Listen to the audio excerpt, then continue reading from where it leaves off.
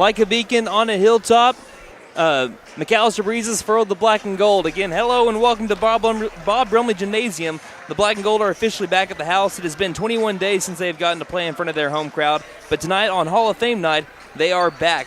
Will they treat the fans to a pair of dubs, or will Ardmore win the night? We're about to find out. Hello and welcome to Bob Brumley Gymnasium, the house on the hill in McAlester, Oklahoma. I'm your voice of the Buffaloes, Brandon Green, along with Wyatt Hubbard, and you are tuned in to the Lady Buffalo pregame show here on KNED, 1150 AM, 98.3 FM, and on the KNED app. Tonight we have the Ardmore Lady Tigers and your McAlester Lady Buffaloes for Hall of Fame night. Partner, last Friday's win down in McCurtain County was a big one. They came back from down 10 late in the third to win on a three-pointer in the final 10 seconds. But just how big of a win do you think that can be for the Lady Buffaloes roaming into their final 5 games of the regular season? Yeah, Brandon, it's huge wins like that one that can light a spark for this team and get them rolling going into these final games of the season. I'm interested to see how they play. Again, McAlester now 10-8 on the year. They've now split up the two sides and put them into the east and put them into the west, which is what we need to talk about right here. It's kind of weird.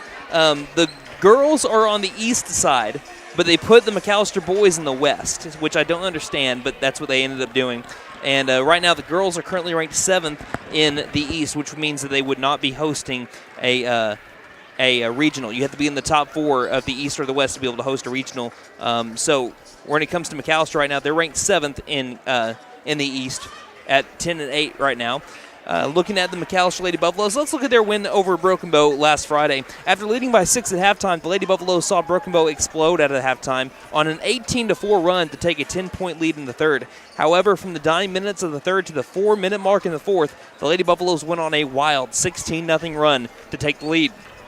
The Lady Savages did not go quietly, though, as they had a 7-0 run in the final 2 minutes, including a top-of-the-key three to take the lead with 15 seconds left. However, Katie Allen immediately hit her 6th three of the game with 10 seconds remaining, and a defensive stand won it for McAlester, 58-56. McAlester survived Broken Bow's superior shooting by out-rebounding Broken Bow 41-27, including 17-5 on the offensive boards, and by having a season-low 10 turnovers. Again, Jada Holloman went crazy. She had 28 points on 58% shooting. She had 16 rebounds in the contest, 11 of those in the first half, had a steal and a block as well. Looking at Katie Allen, she had 19 points, tied her season high on 6 of 17 from 3, had 4 boards and 2 steals. Tyrus Davis had a big 8 rebounds for McAlester. Jada Ponce had a huge 3 steals. As we're looking at McAlester against Ardmore, we'll take a look at the Lady Tigers here in just a moment on KNED.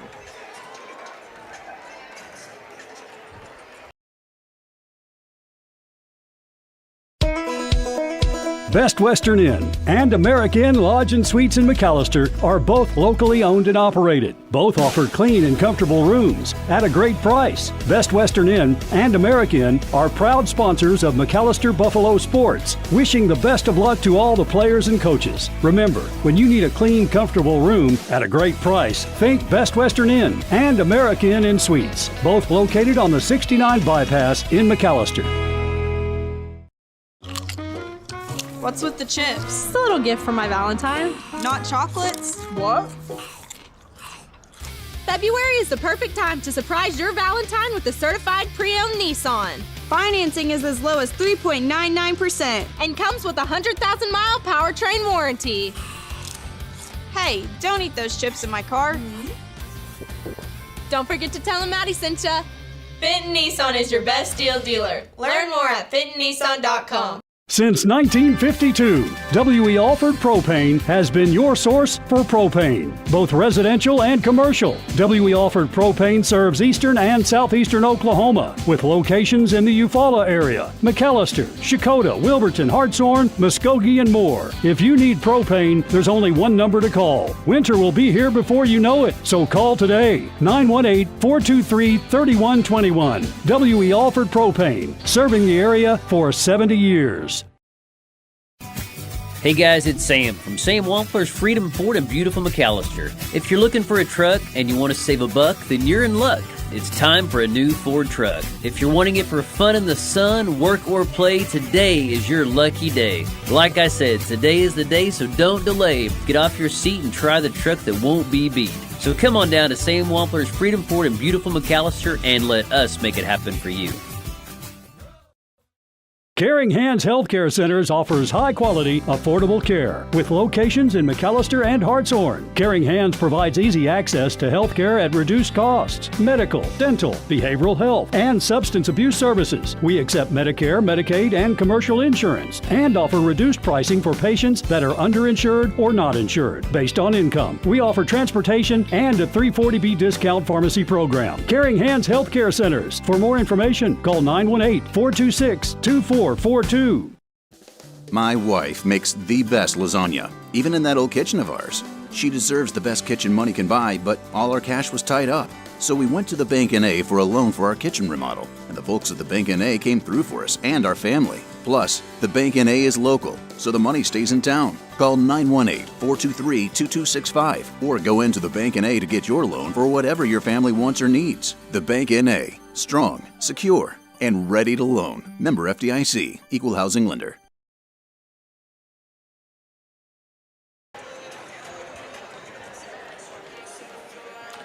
And welcome back to Buffalo Country. I'm Brandon Green along with Wyatt Hubbard here in the pregame show where you previewed your Lady Buffaloes. Now let's take a look at McAllister's opponent, the 4A Ardmore Lady Tigers, led by first-year head coach Lance Weeks. Now Lance Weeks takes over for head coach Deborah Manley, who won the U.S. Female High School Coach of the Year in 2020. She was a state runner-up in 2017, lost to East Central that year, 51-44. Lance Weeks is a Kingston native. He's made stops in Oklahoma and Arkansas, and he says, hey, I've had 2 win seasons. I've had 28 win seasons. He says that he is looking forward to the rebuild here for the Ardmore Lady Tigers, and so far this year they are 4-13, coming off a year last year that when they went 6-14. So far, the Ardmore Lady Tigers are 3-3 in games decided by 10 points or less. Their 4 wins have been against Eisenhower twice and Putnam City twice. They beat Eisenhower 51-34 and 40-37. They beat Putnam City 44-40 and 52-49. Again, this is the weird story for Ardmore. They dropped from 5A down to 4A in the middle of the year, which is kind of unheard of. It doesn't normally happen, but yeah, they dropped from 5A to 4A in the middle of the year. There was a problem that happened. I believe it was Hall and Hall that got bumped up to 5A, so it was pretty much just a trade. 4A up to 5A and a 5A down to 4A, and it was Ardmore that got dropped down into the class. Ardmore is averaging 37.1 points per game. They're giving up 53.8. They actually, with their 6-14 record last year, beat Duncan in regionals 54-49, but they lost to Piedmont in area to end their season 45-37. So far this year, they've placed 7th in the Choctaw Tournament, last in the ECOC over in Ada, and 7th in the Shawnee Tournament. Some players to watch. They are a young team, but senior Kristen Booker brings the most experience and is going to be a leader on and off the court for the Ardmore Lady Tigers. Looking at last year's game between McAlester and Ardmore, the Lady Buffaloes defeated the Lady Tigers in Ardmore last year 62-38. The game in McAlester was canceled due to COVID. Ardmore shot around the same as McAlester, just making 6 less shots than the Lady Buffaloes, and rebounds were similar at 31-30 advantage Ardmore. However, what made it a 24-point game was the crazy 34 turnovers for Ardmore to just 16 on the Lady Buffaloes. McAlester also shot 15 of 21 from the free throw line, while Ardmore went 3 of 8. The win for McAlester, this is the big news, the win for McAlester was their first over Ardmore since February 15th of 2013, breaking a 15-game losing streak to the Ardmore Lady Tigers. Now it's McAlester that has wanted to begin a win streak of their own. Let's go ahead and let's look at some players to watch here for your McAlester Lady Buffaloes and also some keys to the game. Players to watch for your McAlester Lady Buffaloes tonight include Katie Allen. She had 6 threes in Broken Bow, including a clutch shot with 10 seconds remaining in the game to give McAlester the win. She put up 19 points against Broken Bow and picked up 4 boards down in the paint. She's been locked in from 3, shooting 38% from beyond the arc on the season. The Lady Buffs will try to give her open looks from outside tonight. And Jada Holloman was dynamite in the paint, picking up an incredible 16 boards against Broken Bow. She was on fire, scoring 28 points on 58% shooting. Last year in Ardmore, she scored 12 points with 5 steals. You know, she's been rolling lately, so I expect her success to continue in this win. And Taharis Davis, she did a great job on the boards in Broken Bow, picking up 8 with 4 points. I expect her to grab some more boards tonight. She's had great concentration down low underneath the basket, which allows her to haul in rebounds and score second chance points. And some keys to the game. Lady Buffs played stellar defense with 9 steals and took great care of the ball with just 10 turnovers last time out against Broken Bow. And last year in Ardmore, McAlester forced 34 turnovers while only having 16. So continue to play up-tempo and apply pressure on defense to force more Tiger turnovers tonight. Lady Buffaloes dominated the boards against Broken Bow, out-rebounding them 41-27, including 17 offensive boards. It makes it very tough for your opponent to score when you don't give them second chances. Look for the Buffaloes to attack the glass again and make the Tigers go one and done tonight. And last year in Ardmore, these two teams shot around the same, but Ardmore made 6 less shots than McAlester, and we could be in store for another evenly matched game tonight, and it could come down to free throws. So take advantage of your trips to the line tonight. We have a couple of big McAlester members back in the house here tonight. Again, we're having the McAlester Hall of Fame night tonight. J.C. Bigham Inman, class of 2009. She's going to be inducted to the McAlester Athletics Hall of Fame tonight. She played basketball and softball, was 4-time conference MVP, Tip-Off Magazine 5A MVP, first team 5A state tournament team, Tulsa World All-State, Daly Oklahoman All-State, Oklahoma Coaches Association All-State, the OGBCA All-State. She played basketball at Oral Roberts University, 3-time All-Conference, holds the ORU career assist record, ranks 3rd in ORU all-time steals, ranks 4th in ORU all-time career three-pointers, and one of the 2 players to record 1,000 points and 500 steals, inducted into ORU's Hall of Fame in 2022, again into McAlester here in 2023. And we also have Nate Brown is making his return over to McAlester Radio tonight. He's going to be working on the video board tonight, and also he's going to be chiming in every once in a while. You ready for the game? I'm ready. It's been a while, and I'm happy to be back. All right, so again, you're going to be hearing from Nate Brown every once in a while. Again, he was my right-hand man from 2017 on through about 2022 for the football season, so he makes his return tonight and maybe for the next couple of games over here at Bob Brumley Gymnasium. Yeah. So, again, we're going to be having at the halftime of the girls' game, J.C. Bigham Inman will be inducted into the McAlester Athletic Hall of Fame. But until then, we're going to be having the first half of action come up in just a moment. In about 2 minutes, we'll take a break. You're listening to McAlester Basketball on KNED. I used to have a friend whose car got sideswiped by another vehicle. No mechanical damage, but it sure left him with an ugly ride. The insurance company offered to repair it, but my friend decided to take the money and run. That's a bad move. A year later, he had to sell it, and that's when he discovered that a little paint and body work would have doubled the resale value on his car. Invest your money wisely. Buck Wilson Frame and Body Shop, 103 East Oklahoma, McAlester. Are you looking for the best customer service possible? McAlester Pepsi is your total beverage provider. From bar needs to school concession stands, McAlester Pepsi has everything in between. Fountain, vending, coolers, and cups. McAlester Pepsi has you covered. 2019 and 2020 and 2022 awarded Bottler of the Year. McAlester Pepsi has taken the hometown service to the national level with all eyes in the Pepsi world on McAlester. They're watching and wondering what's next. Visit McAllisterPepsi.com for more information. Locally owned and operated since 1939. Spectators are asked to support tonight's game by refraining from derogatory comments or behavior.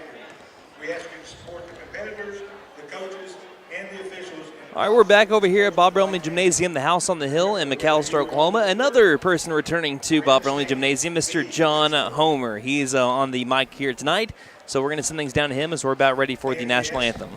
We ask you to please stand at this time, and gentlemen, remove your hats for the playing of the national anthem. Before the playing of the national anthem, we will recognize a moment of silence so that you may reflect, meditate, pray, or engage in any other silent activity. We ask you to be respectful to those others around you during this moment of silence.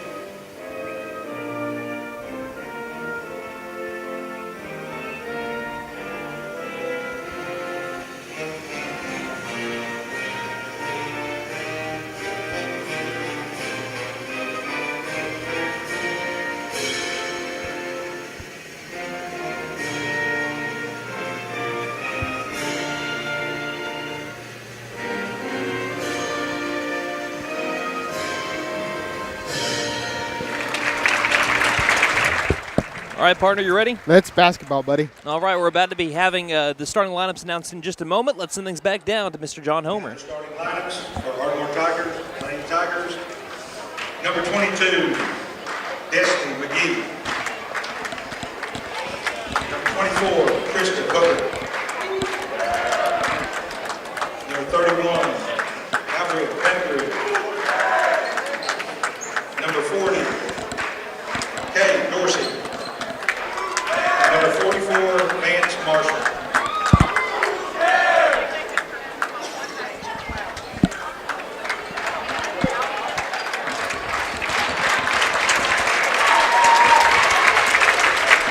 Starting lineup for your Lady Buffaloes in McAlester. Number 3, Andrew Albertson. Number 5, Jada Holloman.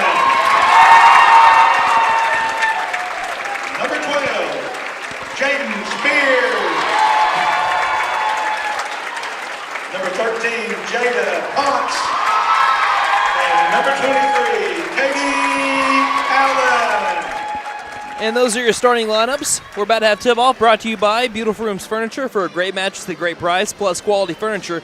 Beautiful Rooms Furniture on Wyandotte Avenue in McAlester. Again, Brandon Green along with Wyatt Hubbard and Nate Brown in the building, as we do have McAlester against Ardmore here on Hall of Fame night beginning shortly. Your McAlester Lady Buffaloes wearing their home white-on-white uniforms with the black numerals on the front and back and black McAlester across the chest. For Ardmore, they're wearing their maroon-on-maroon jerseys with the Ardmore across the chest and white numerals on the front and back. The McAlester Lady Buffaloes in the first half will be moving the ball left to right across your radio dial if you're listening that way, and Ardmore will be moving it right to left. Again, Lady Buffaloes 10-8 on the year, ranked number 7 in the East. Ardmore Lady Tigers unranked in 4A, 4-13 on the year. Inside the circle will be Jalen Spears and number 40, Dorsey of Lady Tigers. There's the whistle from the official. As we don't have a very packed house here tonight. It's still a lot of room if you guys want to come on out and cheer on your McAlester Lady Buffaloes. As there's the tip.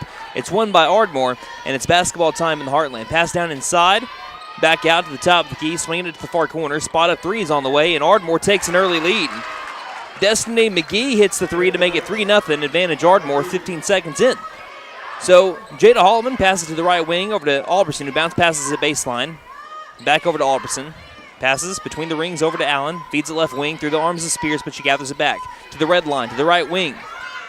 Albertson passes in the paint. Spears stops mid-range. Now back outside, right wing three. Albertson hits it. Paint it gold. Avery Albertson answers back. And it ties it up 3-3, 40 seconds into the first quarter. So Booker will take it across half-court line. McAlester looks like they're running a 3-2 zone defense right now. Left wing driving in, number 31 Pettigrew. Feeds it inside, it's stolen by Holloman. Holloman with a fast break, 4-on-1, drives it inside, bounce pass to the other block. Up for two, Allen can't hit it. It goes out of bounds, last touch by Ardmore. So Allen can hit the two from the left block, but the ball stays with the Lady Buffaloes. And a tie game 3-3, 1:01 into the first quarter.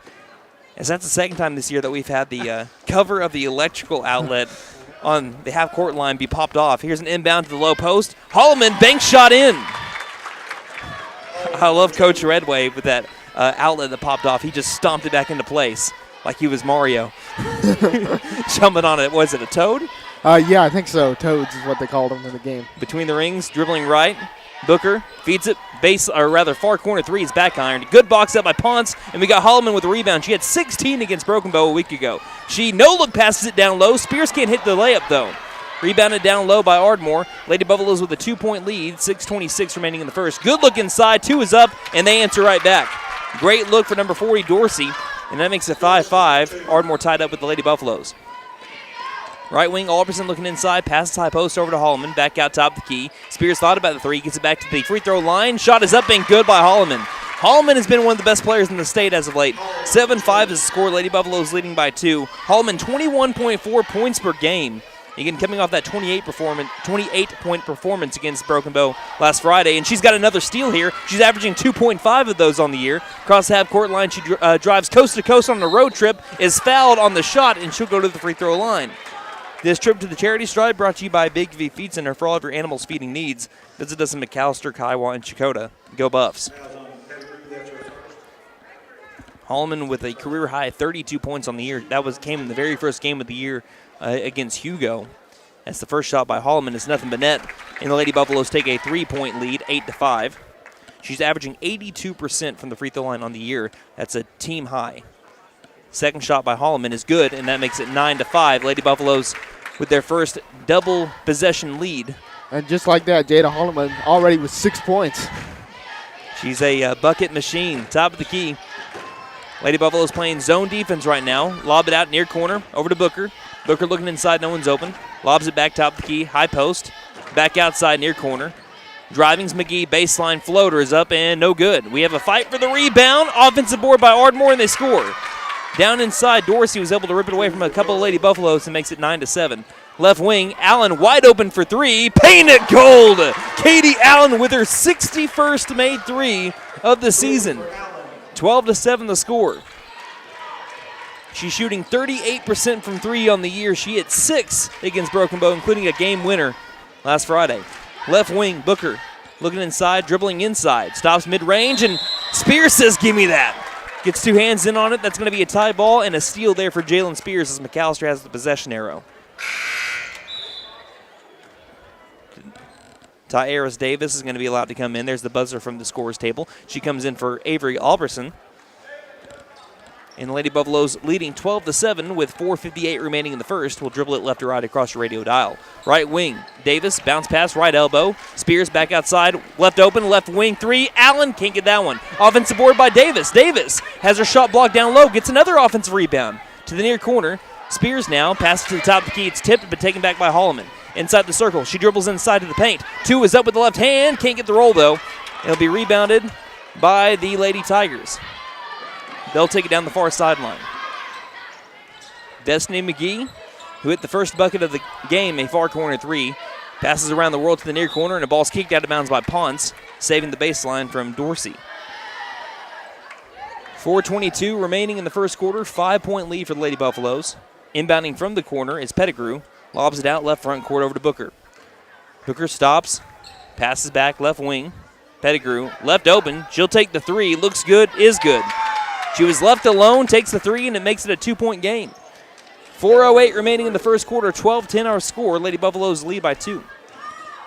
Left wing, Allen. She's left alone. She'll take the 3 and hit it.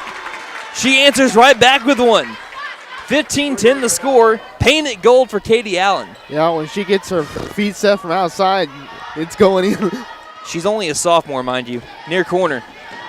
Vance Marshall lobs it back out to the top of the key. Passes up. It's going to be tipped by Davis. Stolen by Allen. 3-on-2. Lady Buffaloes have the numbers. Passing ahead for Spears. Spears can't hit the layup. Offensive rebound by Allen. Back out to the left wing. Holloman back to the far corner. Allen, can she make it 3 for 3? No, this one's airballed. It'll be a fight for the rebound. Spears has the offensive rebound. Spears passes near corner over to Davis. Bounce pass, right wing. Spears around to the left wing.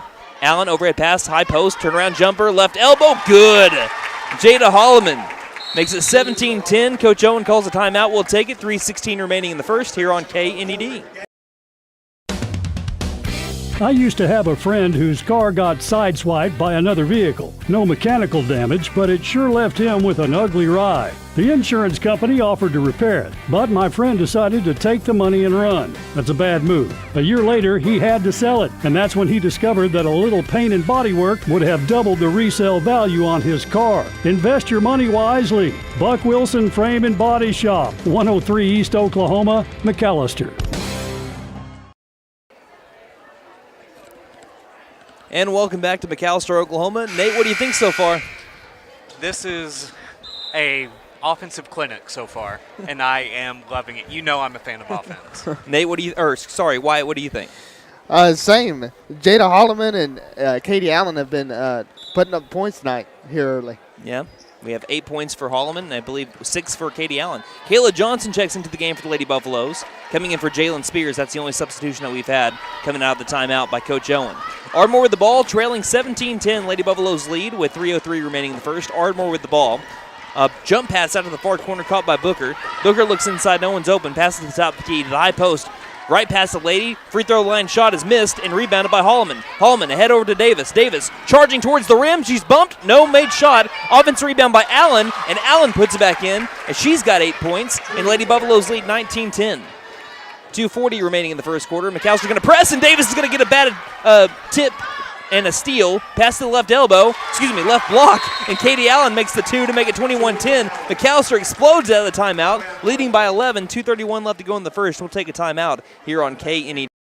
Are you looking for the best customer service possible? McAlester Pepsi is your total beverage provider. From bar needs to school concession stands, McAlester Pepsi has everything in between. Fountain, vending, coolers, and cups. McAlester Pepsi has you covered. 2019 and 2020 and 2022 awarded Bottler of the Year. McAlester Pepsi has taken the hometown service to the national level with all eyes in the Pepsi world on McAlester. They're watching and wondering what's next. Visit McAllisterPepsi.com for more information. Locally owned and operated since 1939.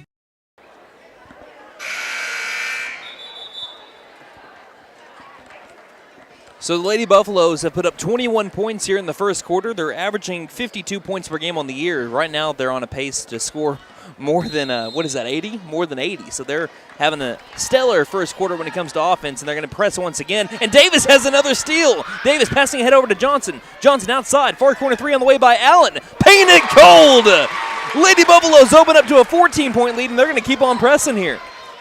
They started pressing on the last drive, and we have another tip pass and another steal by Davis. Davis inside, she's fouled, she'll go to the line. Tahiris Davis already with 3 steals, and Katie Allen with 3 threes tonight with 13 points for Katie Allen. Davis with 3 steals in 40 seconds, and she's a freshman. I mean, if it ain't broke, don't fix it. Davis's first free throw is good. Davis comes into the contest shooting 62% from the free throw line, and the Lady Buffaloes lead by 15, 25-10. Again, they didn't start pressing until about the 3-minute mark here in the first quarter, and since then, just steal after steal here for the black and gold. All of a sudden, on pace to score 100. Second shot on the way by Davis is good as well. Make it 26-10, Lady Buffaloes lead, and they will once again press. They'll inbound it directly underneath the basket. Clark with the ball. Clark jump passes. Almost another steal by Davis, but it finds its target, Booker. Booker across the half-court line, bounce pass right wing. Just inside the three-point line, right wing 2 is made by number 22, Destiny McGee, and that ends that run for the Lady Buffaloes, which was, I believe that was a 14-0 run. Right elbow 2, right back. Jada Holloman answers, and that makes it 28-12. Lady Buffaloes back up by 16. 1:42 remaining in the first quarter. Again, we have a press, and there will be a foul called on Katie Allen. First foul on McAllister. And she's got 13 points here in the first quarter. She's well on her way to beating her season high of 19. We don't know her career high because we didn't know what her season high was last year with Pittsburgh when they went 30-0 and were Class B state champions. 1:35 remaining here in the first quarter. Near corner. Clark with the ball, dribbling, being guarded by Johnson. Bounce pass back to the near corner. Goes away from Clark, and it just sails out of bounds. Near the McAllister cheerleaders, into the corner. Turnover on the Lady Tigers of McAllister basketball, leading by 16. 28-12 the score. Cross half-court line. Holloman, right side of the half-court line. Between the rings. Looks left alone. Passes over to Davis, left wing. Davis looks around, looks back door. Holloman wasn't open. To the red line, bounce pass high post, turnaround jumper from inside the free throw line is airballed, and this one will be rebounded by number 31, Pettigrew of the Lady Tigers. She'll take it to the left wing, passes it forward to the near corner over to Clark. Clark works around the arc in a 3-2 zone defense for the Lady Buffaloes. Stops top of the key, lobs it out right wing. Over to McGee. McGee driving in. McGee has her shot blocked.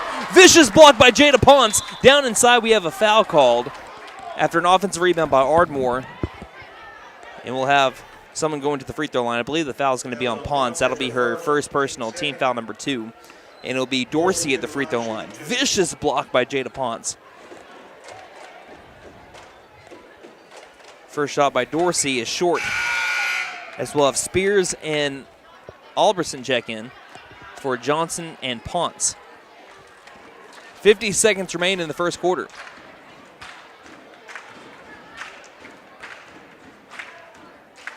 Dorsey spins the ball, bends the knees, shot is up. That one's nothing but net, and it makes it 28-13. Lady Buffaloes up by 15. 48 seconds. Davis was left alone, and I think Holloman expected her to cut a little bit more towards the basket. The pass sailed a little bit to the left side, and it's turnover McAllister, but not a bad idea by Holloman and Davis there. McAllister will press up by 15 with 44 seconds remaining in the first. Passes across the half-court line to the top of the key, driving in. Looking ahead, stolen by Holloman. Holloman ahead over to Allen. Allen, 2-on-2. Looks ahead for Spears. Spears, right block. She scores. Lady Buffaloes up 30-13. 28 seconds remaining. And we talked about forcing turnovers. That's already 8 steals for McAlester. Make that 9 as Holloman gets a steal, but then she tries to find Albertson in a bounce pass that kind of short-hopped her and goes out of bounds. They give it right back over to the Ardmore Lady Tigers. So Holloman with another steal there, but can't score. Kinley Jones comes in for Albertson. 22.5 seconds left to go in the first. Man, with the Lady Buffaloes right now, they're playing like a tiger. Like, they're the predator right now. They have another steal. Allen down low, gets it to Spears, and it's 32 points in the first quarter. They're not satisfied as Allen nearly has another steal. It gets knocked back out of bounds. They'll stay with the Ardmore Lady Tigers. But seriously, until they prove they can break this press consistently, don't stop.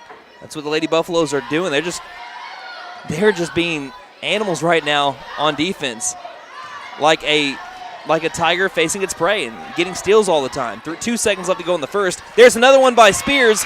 She won't get rid of it in time. She made the layup, but not in time.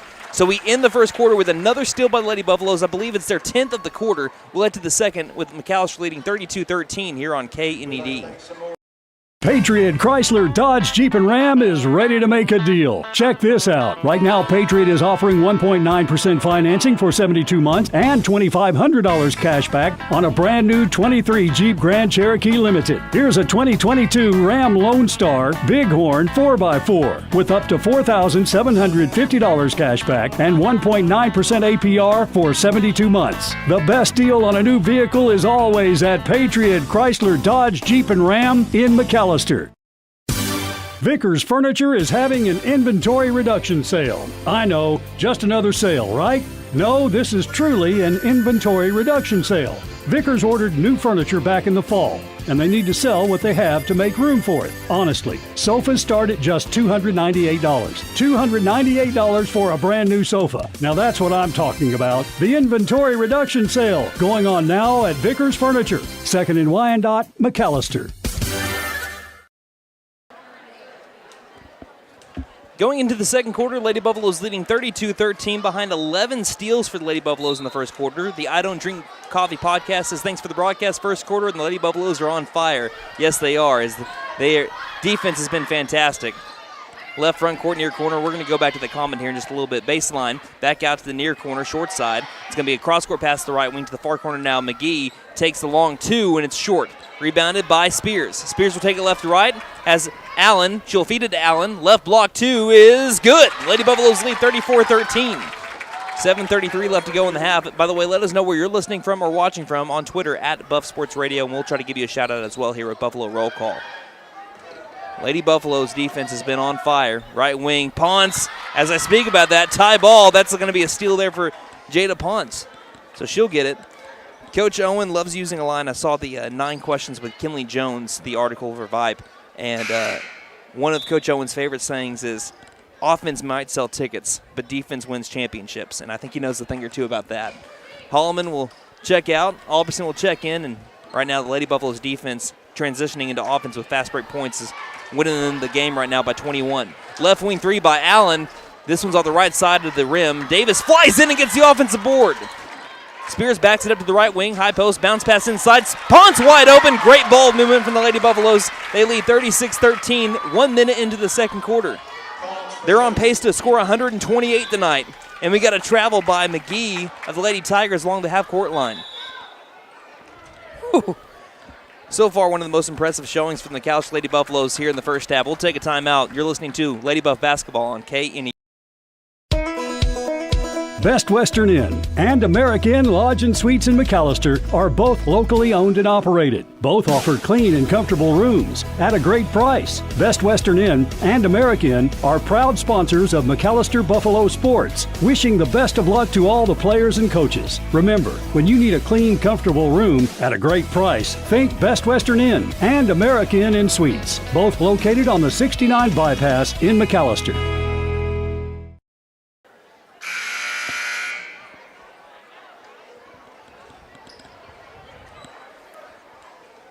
McAlester Lady Buffaloes have put up 36 points in the first 9 minutes and 4 seconds of this game. Avery Alberson on the floor with Jada Ponce, Tyrus Davis, Katie Allen, and Jalen Spears. As Alberson gets the inbound, and the Lady Buffaloes will continue to try to keep on going. Right wing three on the way by Allen, and they won't slow down, baby. Paint it gold. 39-13. 6:45 remaining in the half. Allen just money from beyond the arc. 18 points for her now. How many threes is that for? As Ponce has a steal before you can even speak. Ponce towards the rim. She can't make the layup, though. Offensive board by Alberson. She'll back it up behind the three-point line. Near corner over to Spears. Pass down low. Ponce working around the low post. Back out to the top of the key, and there's a travel by Allen. Yep, kind of did a little shuffle there. By the way, Allen is already a point away from tying her season high. But that was her fourth made three for Allen. Up to 64 three-pointers made here in her sophomore season. Incredible. So we have Kinley Jones check in for her after that last break. Left front court with the ball, number 24, Booker. Booker bounce passes it near corner over to Vance Marshall. She tries muscling past Davis along the baseline, has to pick up her dribble. Can't find anybody open. She'll lob it out straight over to Spears. Spears with the interception, 2-on-1 in transition. Bounce pass over to Alberson, left block, can't make it. Offensive board by Spears. Her shot is blocked out of bounds. Not only is McAlester getting it done defensively, but they're also getting a lot of second chance opportunities with a lot of offensive rebounds already. We'll mention that at the halftime stats mark as well. Ponce will inbound near corner over to Jones. Jones bounce passes baseline, driving in. Ponce, did another shuffle. That's going to be another travel for McAlester. 5:55 remaining in the half. Lady Buffaloes lead 39-13. Not a lot of fouls in this game either, only 2 on each team. Bounce pass, still in the backcourt with the ball is McGee. Lobs it back across the half-court line over to Booker. Booker lost it. It's going to be taken back after it was tipped, and now it's stolen by Ponce. Ponce will head over to Spears. Spears driving, has her shot blocked. Is there a foul first? There is a foul. Spears will go to the free throw line. This trip to the charity stripe brought to you by Big V Feed Center for all of your animals' feeding needs. Visit us in McAlester, Kiowa, and Chakotah. Go Buffs.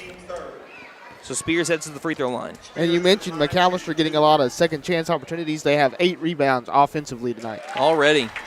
First shot made by Jalen Spears makes it 40-13. They're averaging 9.1 offensive rebounds per game on the season. They're already at 8.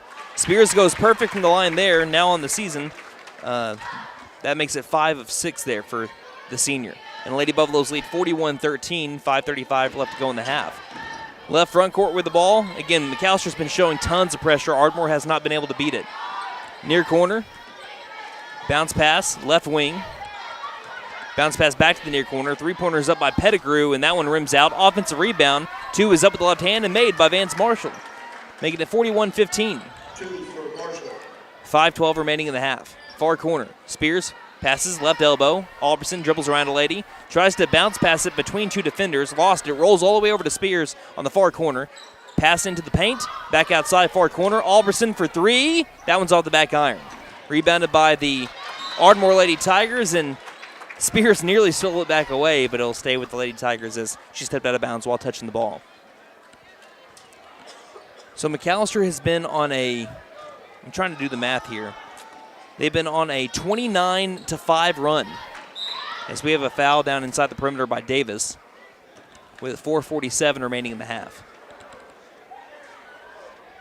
Team foul number 3 on McAlester, first personal on Davis. So Alberson checks out.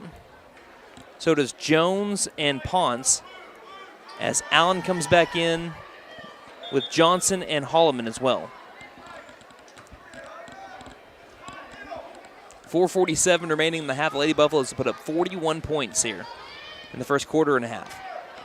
Left front court, Destiny McGee dribbles to the top of the key, lobs it back out left wing. Thought about the 3 Pettigrew. Now she lobs up a floater that's going to be missed and rebounded by Davis. Davis takes it in stride. 3-on-1. She's got the numbers. No-look bounce pass to the left block, and Allen has a new season high, 20 points. Just here in the first half. 4:25 remaining. 43-15 the score.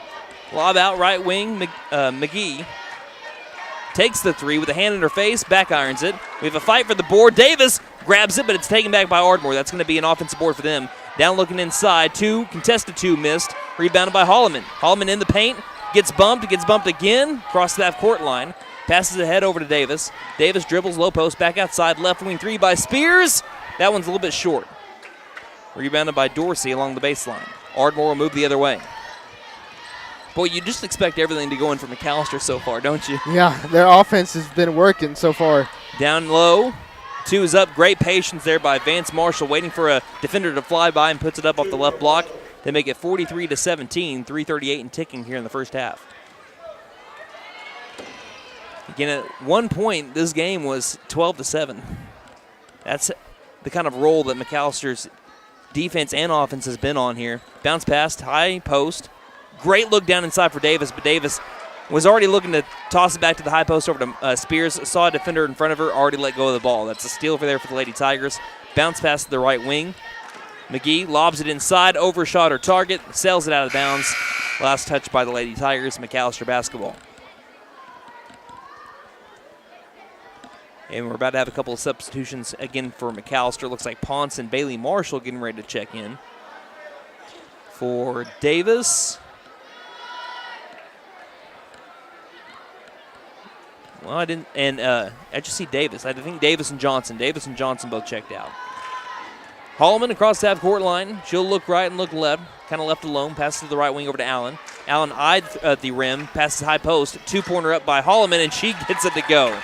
From 9 feet out, they make it 45-17. Lady Buffaloes lead. 12 points here for Holloman. 2:48 left to go in the half.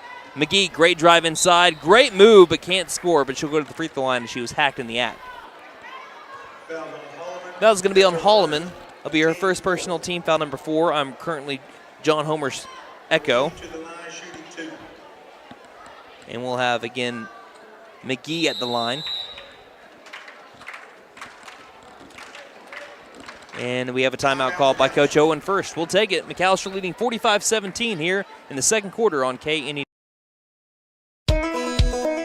Best Western Inn and American Lodge and Suites in McAlester are both locally owned and operated. Both offer clean and comfortable rooms at a great price. Best Western Inn and American are proud sponsors of McAlester Buffalo Sports, wishing the best of luck to all the players and coaches. Remember, when you need a clean, comfortable room at a great price, think Best Western Inn and American Inn Suites, both located on the 69 bypass in McAlester. What's with the chips? It's a little gift for my Valentine. Not chocolates? What? February is the perfect time to surprise your Valentine with a certified pre-owned Nissan. Financing is as low as 3.99% And comes with a 100,000-mile powertrain warranty. Hey, don't eat those chips in my car. Don't forget to tell them Maddie sent ya. Fenton Nissan is your best deal dealer. Learn more at FentonNissan.com.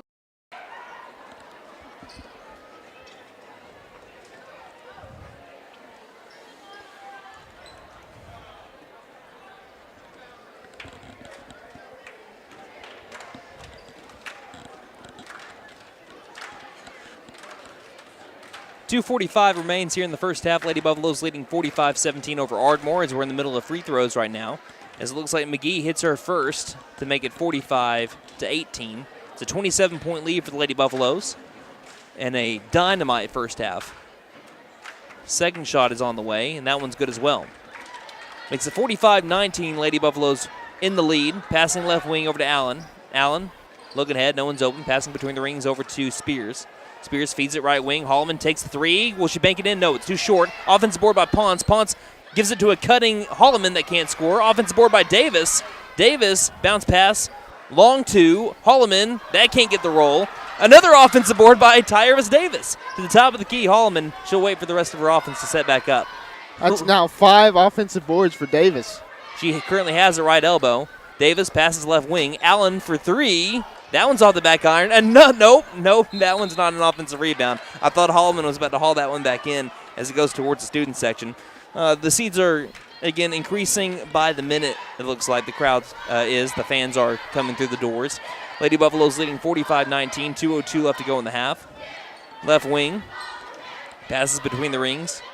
Over to number, I think that's 24, that's Booker. She feeds it back near corner. Passing down low. Double teamed. Throws one up for grabs to the right wing over to Booker. Booker feeds it far corner. McGee thought about the three. She'll take the three over Ponce. That one's rimmed out. Rebounded by Spears. Spears dribbles it left to right, head over to Davis. Davis stops inside the three-point line. One dribble back to the top of the key, around the world to the far corner. Allen passes back top of the key. Spears for three. Spears can't get it. A fight for the rebound. It'll go out of bounds, last touch by Ardmore as Clark reached around Spears to tip it out of bounds into the student section. 89 seconds left to go in the half. McAlester with the ball and leading big. Holloman dribbles to the right wing, passes ahead to the top of the key. High post Davis.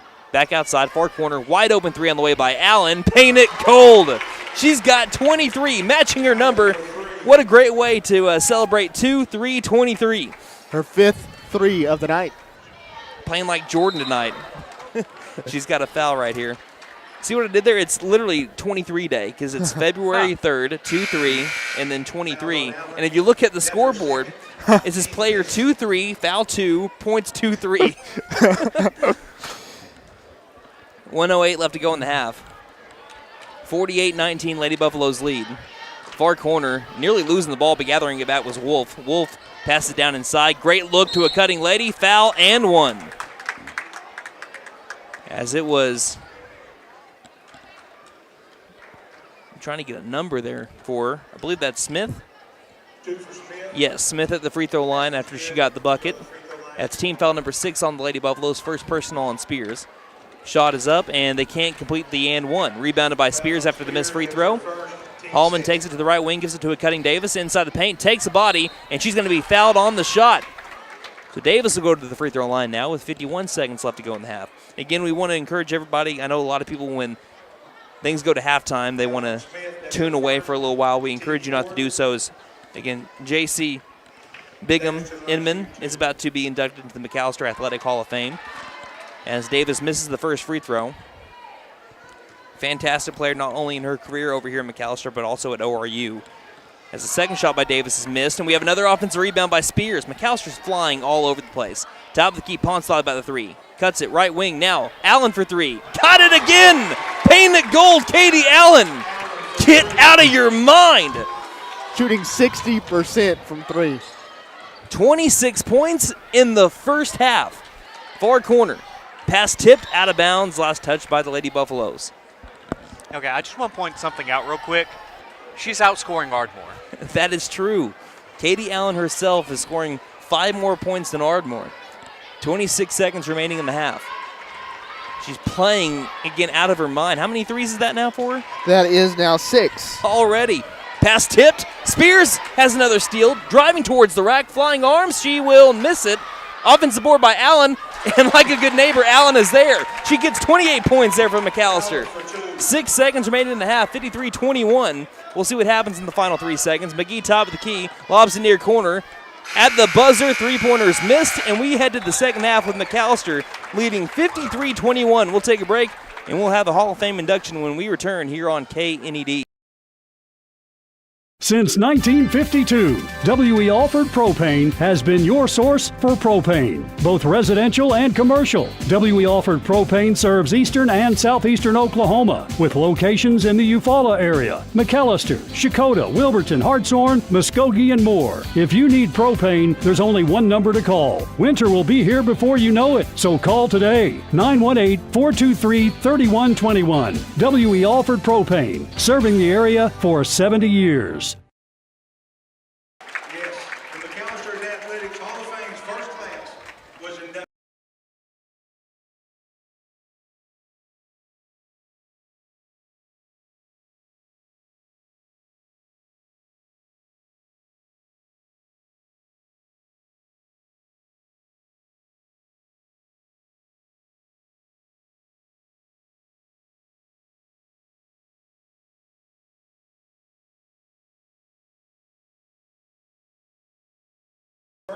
All right, we're going to be having a Hall of Fame induction right now. So, again, Coach Homer has the script. I'll send it down to him for the PA, as he'll be inducting, again, J.C. Bigham Inman into the McAlester Athletics Hall of Fame. At Tahlequah High School.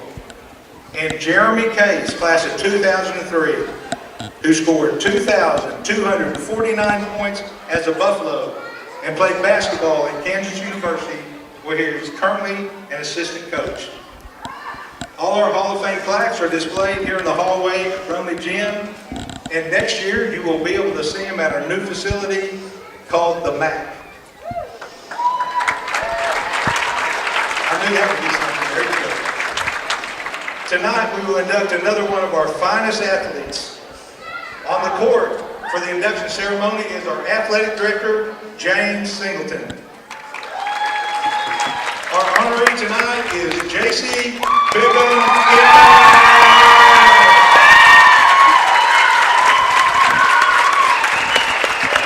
J.C. graduated in 2009 as she participated in softball and basketball. While in high school, she was a 4-time conference most valuable player and was selected to the Tip-Off Magazine 5A MVP. J.C. was a member of the 2009 5A state tournament team, where she was selected to the state all-tournament team. She was selected to the Tulsa World All-State team, the Daily Oklahoman All-State team, the OGBCA All-State team, and the Oklahoma Coaches Association All-State team. J.C. played basketball at Oral Roberts University, where she was selected all-conference 3 times. J.C. was also selected to the conference all-tournament team 3 times. She holds a career record at ORU in assists, ranks 3rd in steals, ranks 4th in 3-pointers, and is one of 2 players in history, in ORU history, to record 1,000 points and 500 assists. While she was playing at ORU, the team was 3-time regular season conference champs, and in 2013, they made an appearance in the NCAA tournament. J.C. has recently been inducted into the Oral Roberts University Hall of Fame. J.C. and her husband Tyler live in Broken Arrow. They have 3 children, Brooks, Brody, and Bryce. Congratulations to J.C. Bingham Inman.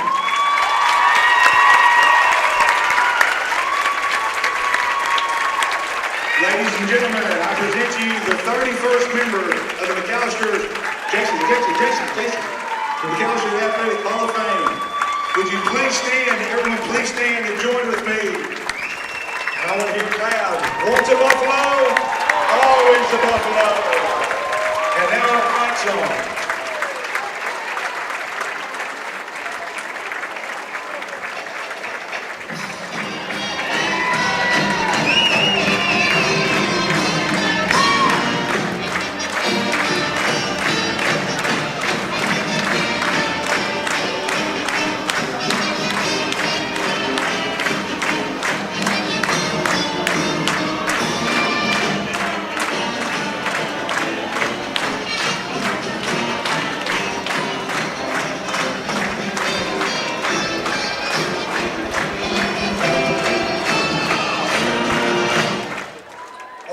Boy, that's too cool, isn't it? That is too cool. All right, it's now time for our halftime stats. We got to power on through this. It's brought to you by First Realty. For more than 50 years, First Realty has helped the residents of McAlester and the surrounding area with their real estate needs. Whether residential or commercial, First Realty will guide you through the process of buying or selling your home or business. You can view our property inventory online at first-realty.net. And if you're into pickleball, the Pickle Palace is open. For membership information, call 918-424-3720 or go to picklepalaceok.com. All right, Wyatt, take it away. Katie Allen leads in scoring at the half with 28 points on 69% shooting from the field. She's shooting 60% from beyond the arc and also has 3 offensive boards and 2 steals. Also, Jada Holloman has 12 points on 50% shooting. She's 2 of 2 from the charity stripe, also has 3 defensive boards and 4 steals for Jada. Jalen Spears has 6 points tonight on 2 of 7 shooting. She looks like has 5 rebounds and 4 steals. Aubrey Alverson, she has 3 points on the night on 1 of 3 shooting. That's good for 33%. And she also has a board. Jada Ponce shooting 50% with 2 points. And Tyharis Davis has 2 points. She also has 5 offensive boards. She is shooting 50% from the charity stripe, 2 of 4. And also, that's going to round out your scoring. Okay, I want to go ahead and look at something. First off, starting off with Katie Allen, her previous season high was 19 points, and she's got 28 tonight. I can't understate that. Looking at McAlester, some of their steals, like we said, Holloman with 4, Spears with 4, Pons with 3, Davis with 3 steals. Looking at some of your team stats, McAlester is shooting 20 of 40. That's 50% from the field. Ardmore 8 of 19, 42% from the field. So Ardmore's not shooting bad, but they're taking 21 less shots than McAlester is, and McAlster's shooting 50%. McAlester 7 of 15 from 3. That's good for 47% to Ardmore's 2 of 7, which is 29%. 6 of 8 from the line for McAlester, 75% to Ardmore's 50%, which is 3 of 6. And I'll let you go ahead and do the honors of the offensive rebounds and the steals because it's pretty impressive. Yeah, McAlester Lady Buffaloes, they have 13 offensive boards to the Ardmore Lady Tigers 4. And then defensively, McAlester Lady Buffaloes have 5 and Ardmore with 5. Also, as far as steals and turnovers go, McAlester has 16 steals, and they forced 19 Ardmore Lady Tigers turnovers, while only having 5 turnovers for the Lady Buffaloes themselves. And then looking at blocks, both teams with a block apiece. All right, so when you're looking at the first half, obviously there's not much more McAlester can do right. But if you had to choose something that they could, if you had to nitpick, what would you nitpick on with McAlester, Wyatt? If I had to nitpick and choose one thing they could do, well, I mean, really, they keep pressing on defense, and, so really I'm going to defer to what Nate said earlier. If it ain't broke, don't fix it. Yeah, and here's another thing. I think that McAlester, if you're going to have to fix anything, they missed just a few shots underneath the basket that were just blown layups. Yeah. But they were even contested then, too, Yeah. so not much more you can do. Yeah. The only thing I would say is maybe don't foul as much, but I mean you've only got 5. You only fouled 5 times in the first half. Yeah, 5 or 6 times, something like that. And no one's particularly in foul trouble. Knock on wood. So I mean, there's really not much more you can improve on. But as I'm sure Coach Owen would say, there's always something you can improve on. Yeah, he's there's a reason why he's a state championship coach. It's because he always looks for the best in his players. Right now, the best is coming out. That was by far the best half that McAllister's played all year. And again, Ardmore is. I mean, I know that they've had better years. I know they're 4-13. But again, this is a team that, looking at Shawnee, McAllister lost to Shawnee twice. They only lost to Shawnee by 11. They lost to Ada by 12. Yeah. And Ada's not a bad team at all. We know we lost to them in overtime.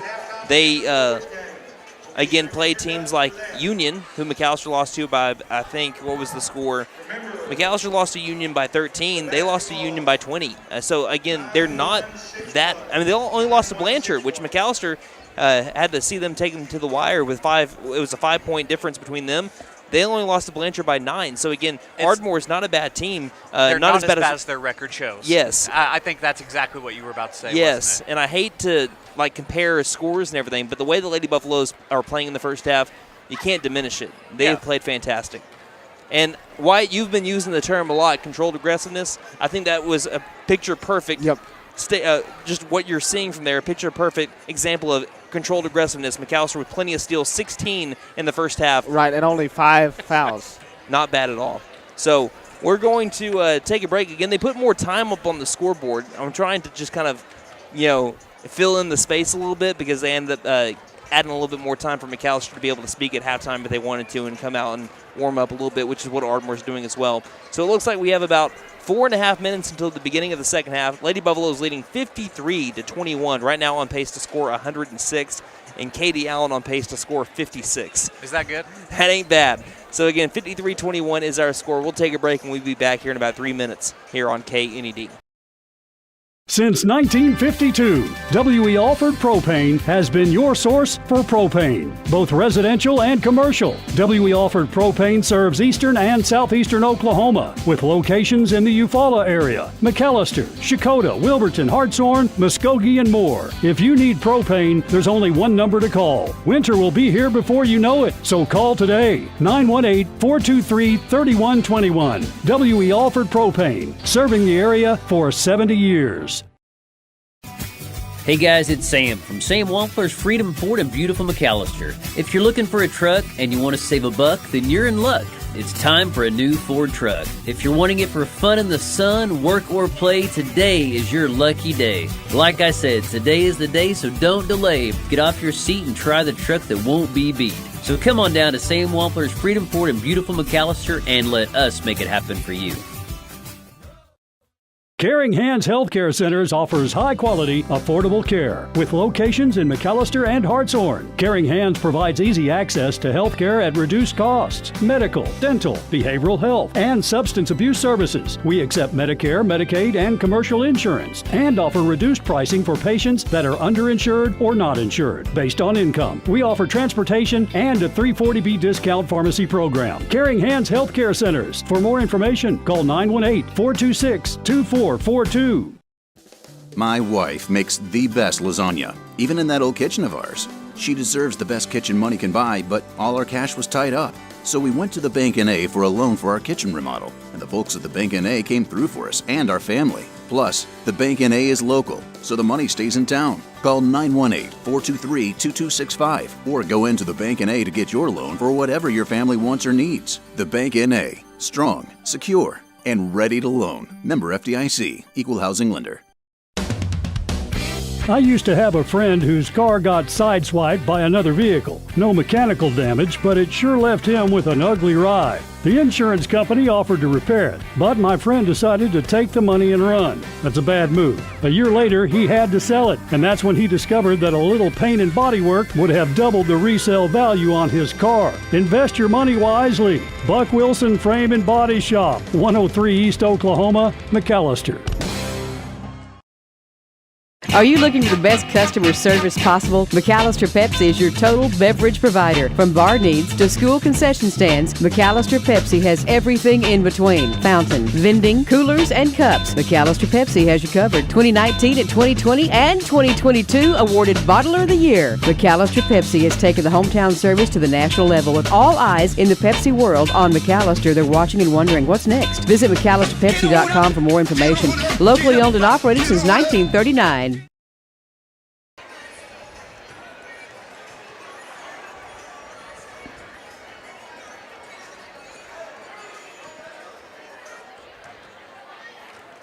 Well, if the McAlester Lady Buffaloes can keep up what they were doing in the first half, I don't think I have enough characters on Twitter to be able to tweet out all their stats. Nope. They have been fantastic so far in the first half.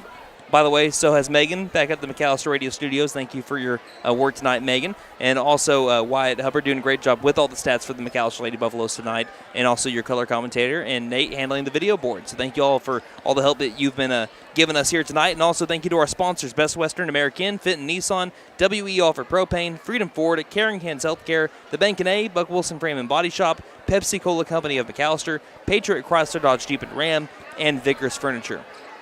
On the floor for the Lady Buffaloes to begin the second half as we're flipping sides, Jalen Spears, Katie Allen, Jada Pons, Jada Holloman, and Tyrus Davis. McAlester will now be shooting on the left side of the half-court line. Ardmore will be on the right. Again, Lady Buffaloes wearing their home white unis if you're listening on radio with the black numerals on the front and back, black McAlester across the chest.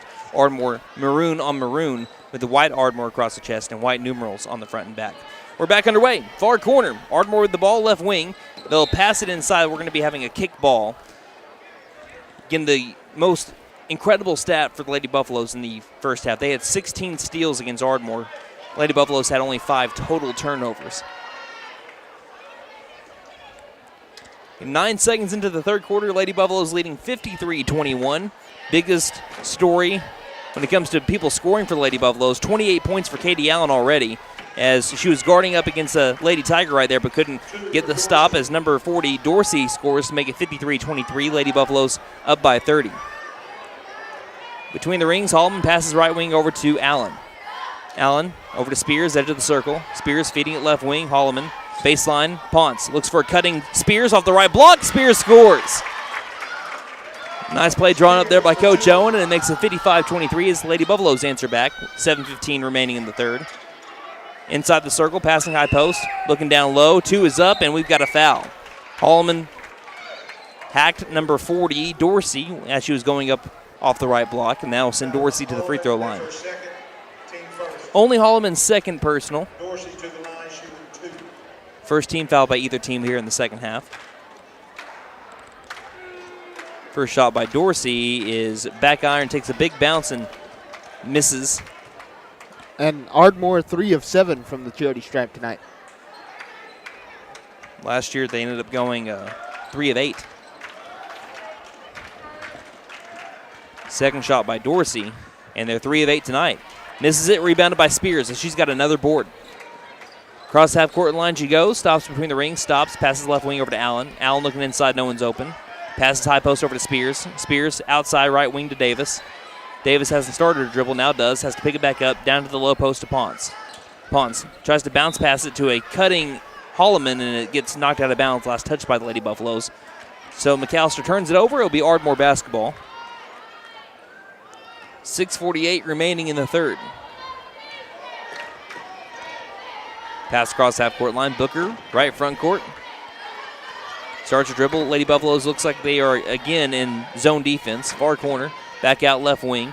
Over to Pettigrew. Pettigrew dribbles around to the far corner. Stopped as she picks up her dribble. Guarded up by Davis. Spears has another steal, her 5th of the game. Spears towards the rim. She will be hacked. She'll go to the free throw line. This trip to the charity stripe brought to you by Big V Feed Center. For all of your animals feeding needs, visit us in McAlester, Kiowa, and Chakotah. Go Buffs. Looking at Jalen Spears, she's averaging 1.6 steals per game on the year. That's going to greatly increase that stat. And a great job by Davis just hounding her Ardmore player there and forcing the steal for Spears. Spears misses the first free throw. I can't say enough about the basketball IQ of Jalen Spears and her instinct to be able to go get lobs like that, like a free safety in football. As she got that interception, and leads to 1 point as she makes her second free throw. And it's 56-23 Lady Buffaloes lead with 6:20 remaining in the third quarter. Cross half-court line, left wing. As Allen nearly had a steal. Good look inside, just past the outstretched arm of Allen. Finds number 40, Dorsey. Great pass by McGee to lead to it being a 56-25 score. Far corner, Davis, 6:03 remaining in the third quarter. As the ball finds its way to the left wing over to Spears.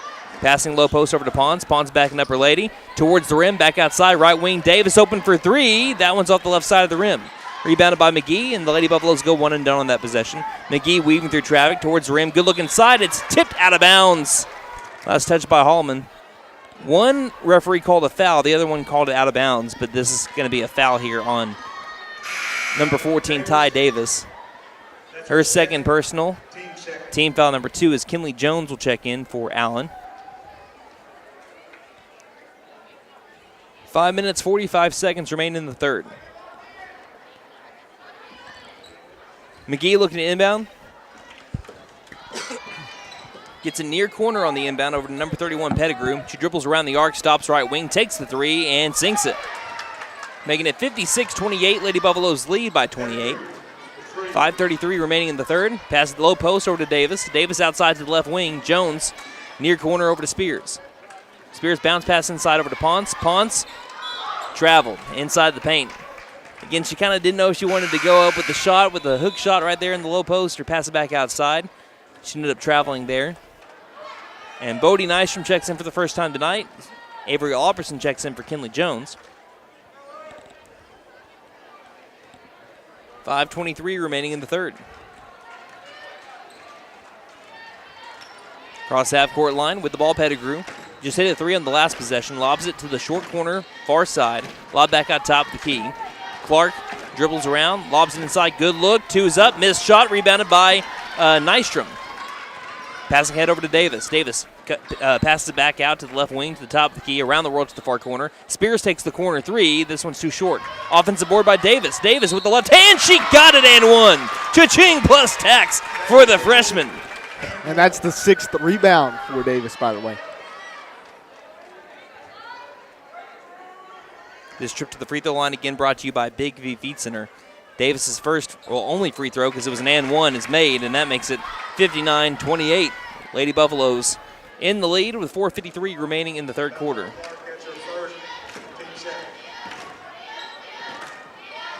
Cross half-court line, passing top of the key. McGee passes along the baseline. It's going to be a foul down low. Foul's going to be on Alverson.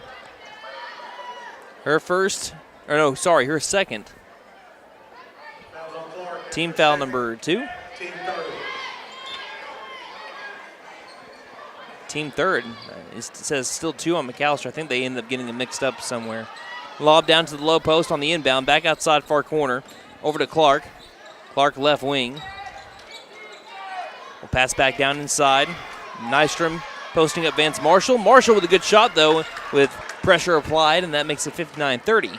McAlester up on Ardmore. 4:28 remaining in the third. Far corner, Alperson. Gets a screen by Nystrom. Driving in, Alperson passes it to a cutting Holloman. Holloman lost on the way up, gathers it back, and she's going to be fouled as she was trying to go up. We do have a Lady Tiger that's slow to get up. It looks like she's okay. It's Dorsey. It's on the shot, which will send Holloman to the free throw line. It's her second, team third. Holloman to the line, shooting 2. So Holloman at the free throw line. First shot is good. Makes it 60-30.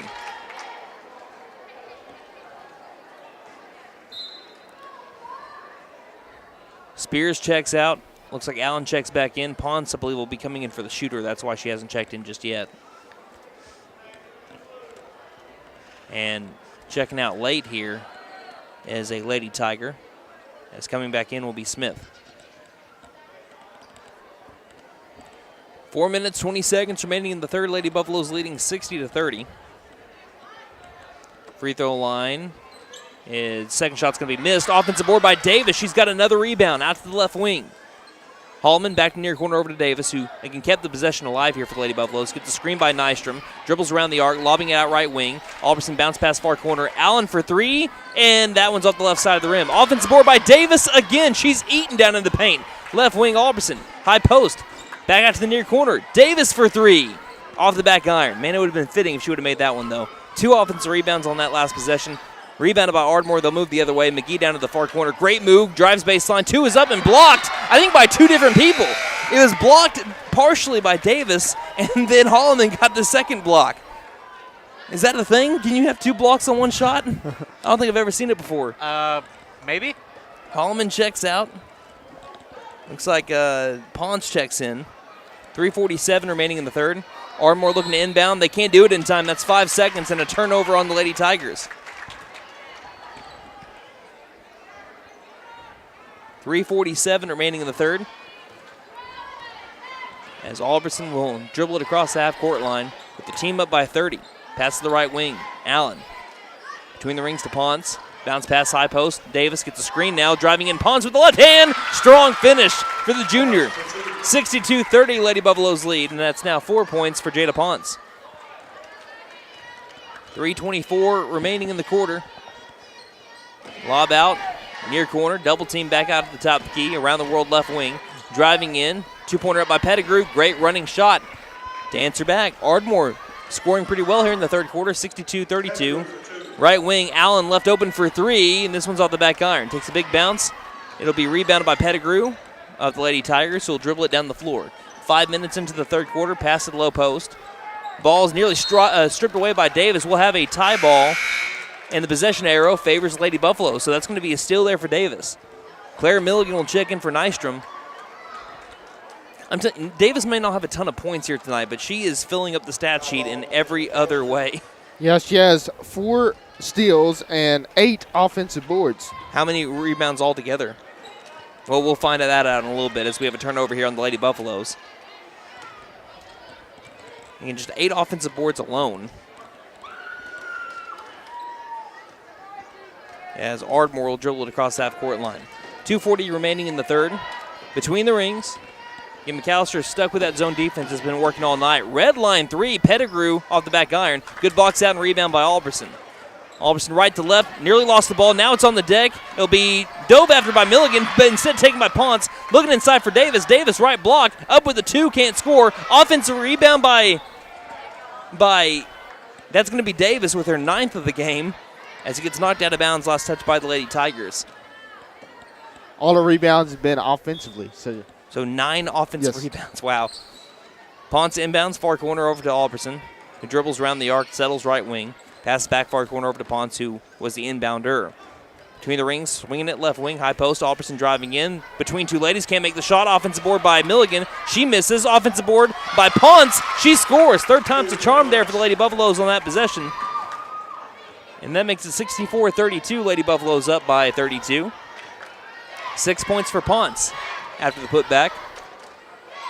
Pass left wing. Dribbles out far corner. as McGee gets it back over to Pettigrew. Pettigrew looking right, cross-court pass near corner. Spot up three is on the way, and that one's off the back iron and rebounded by Katie Allen with 1:36 left to go in the third. Allen drives, kicks near corner, Alberson to the left wing. Ponce wide open for three. This one won't take a Buffalo bounce. Offensive board by Davis. She's got another 10 offensive rebounds for Tyrus Davis, and this time she gets the putback. She's got 7 points, 66-32, 1:18 remaining in the third. Dribbling in, kicking out near corner. Potts passes to the top of the key. Pettigrew to McGee, far corner. Inside, good look, and we got to travel down low. Good post defense by Ponce. As we'll now have Lily Autry check into the game as well as Caitlin Knight.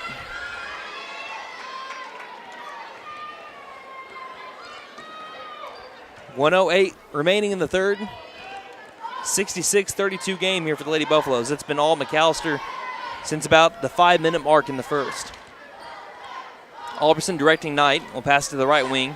Ponce bounce pass down low to Milligan. Milligan back to Ponce. Ponce inside the paint. Can't get the roll. We have a fight for the rebound. It's going to be taken back by the Lady Tigers. Dribbling up to the top of the key with it is McGee. McGee lobs it left wing to Clark. Clark stops just inside the three-point line. Takes a shot. Misses wildly. And they'll be rebounded by Ponce along the baseline.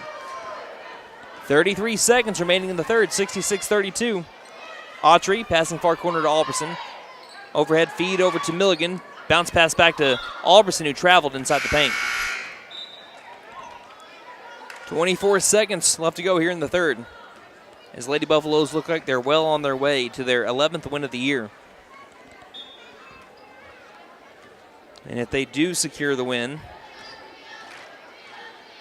I believe if they win one more game on the season, they guarantee themselves a 500 record or better. And that's a bank shot made with a hand in her face by number 3, Clark.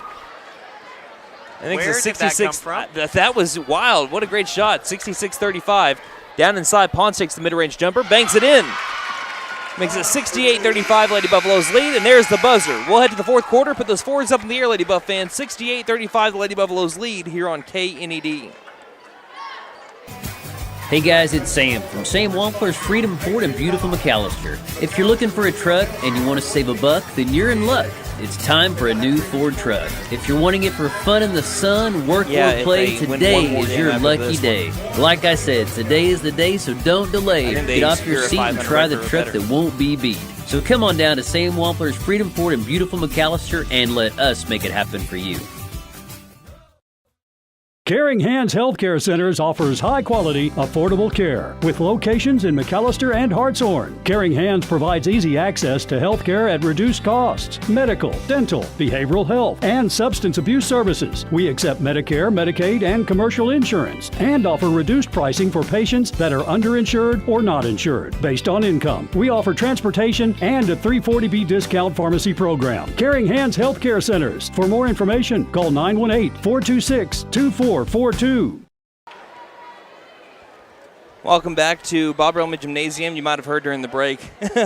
I was doing the math here. Yes, McAlester, if they win one more game after this one, as they're well on their way to win this one, they're up by 33.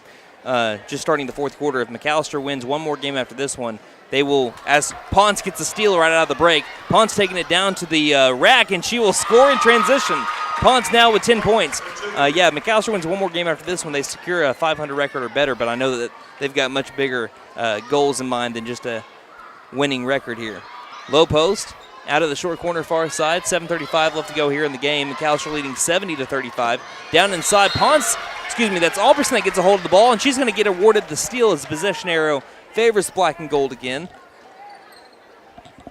And with 7:31 remaining in the game, McAlester leading by double the score of Ardmore, 70-35.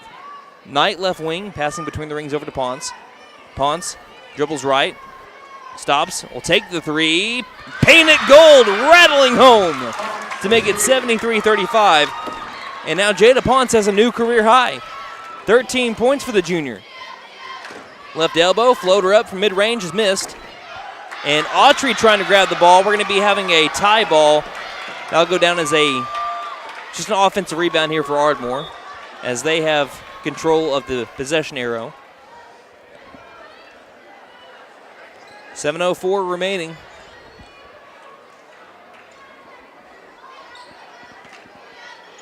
McAlester has now put up a new season high as we have a steal by Ponce again. Low inside over to Alberson. Alberson has their shot blocked. No, a late whistle coming in, and Alberson will go to the free throw line. So Ponce with another swipe.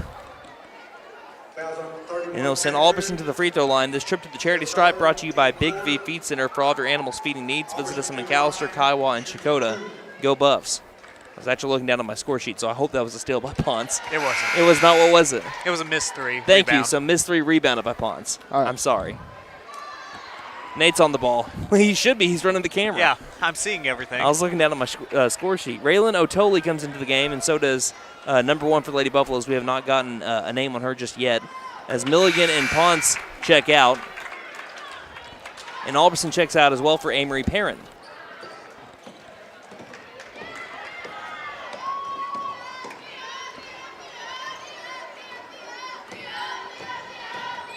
Across the half-court line, number 31, Pettigrew, dribbles in, throws up a wild shot, missed it. Fight for the rebound. It's going to be Perrin that comes out with it. So that's going to be one and done there for the Ardmore Lady Tigers. Ball's going to be coming loose. 6:33 left to go in the game. Gathered back, passing ahead over to Perrin. Across the half-court line, near corner tonight. Bounce pass low post, Otoli. Otoli will have the ball lost. It's going to be stolen by Ardmore, moving left to right. 6:22 remaining in the game. Driving up. Foul called, and we're going to be having Pettigrew go to the free throw line. 6 minutes, 20 seconds left to go in the game. Lady Buffaloes leading by 40. I was looking down at the previous scores to see if this is a new season high, and yes, it is. That's where I missed that three earlier. Shot is up, and that one's going to be made by Pettigrew. She's got 9 points. Previous season high for the Lady Buffaloes is the second shot is missed and rebounded by Perrin. Previous season high for the Lady Buffs was 68, which they scored in a loss to Ada in overtime. High post, Knight, one dribble, bounce passes over to a cutting Perrin, has the ball swiped away, stolen by the Lady Tigers, and we got a foul called. 6:05 remaining.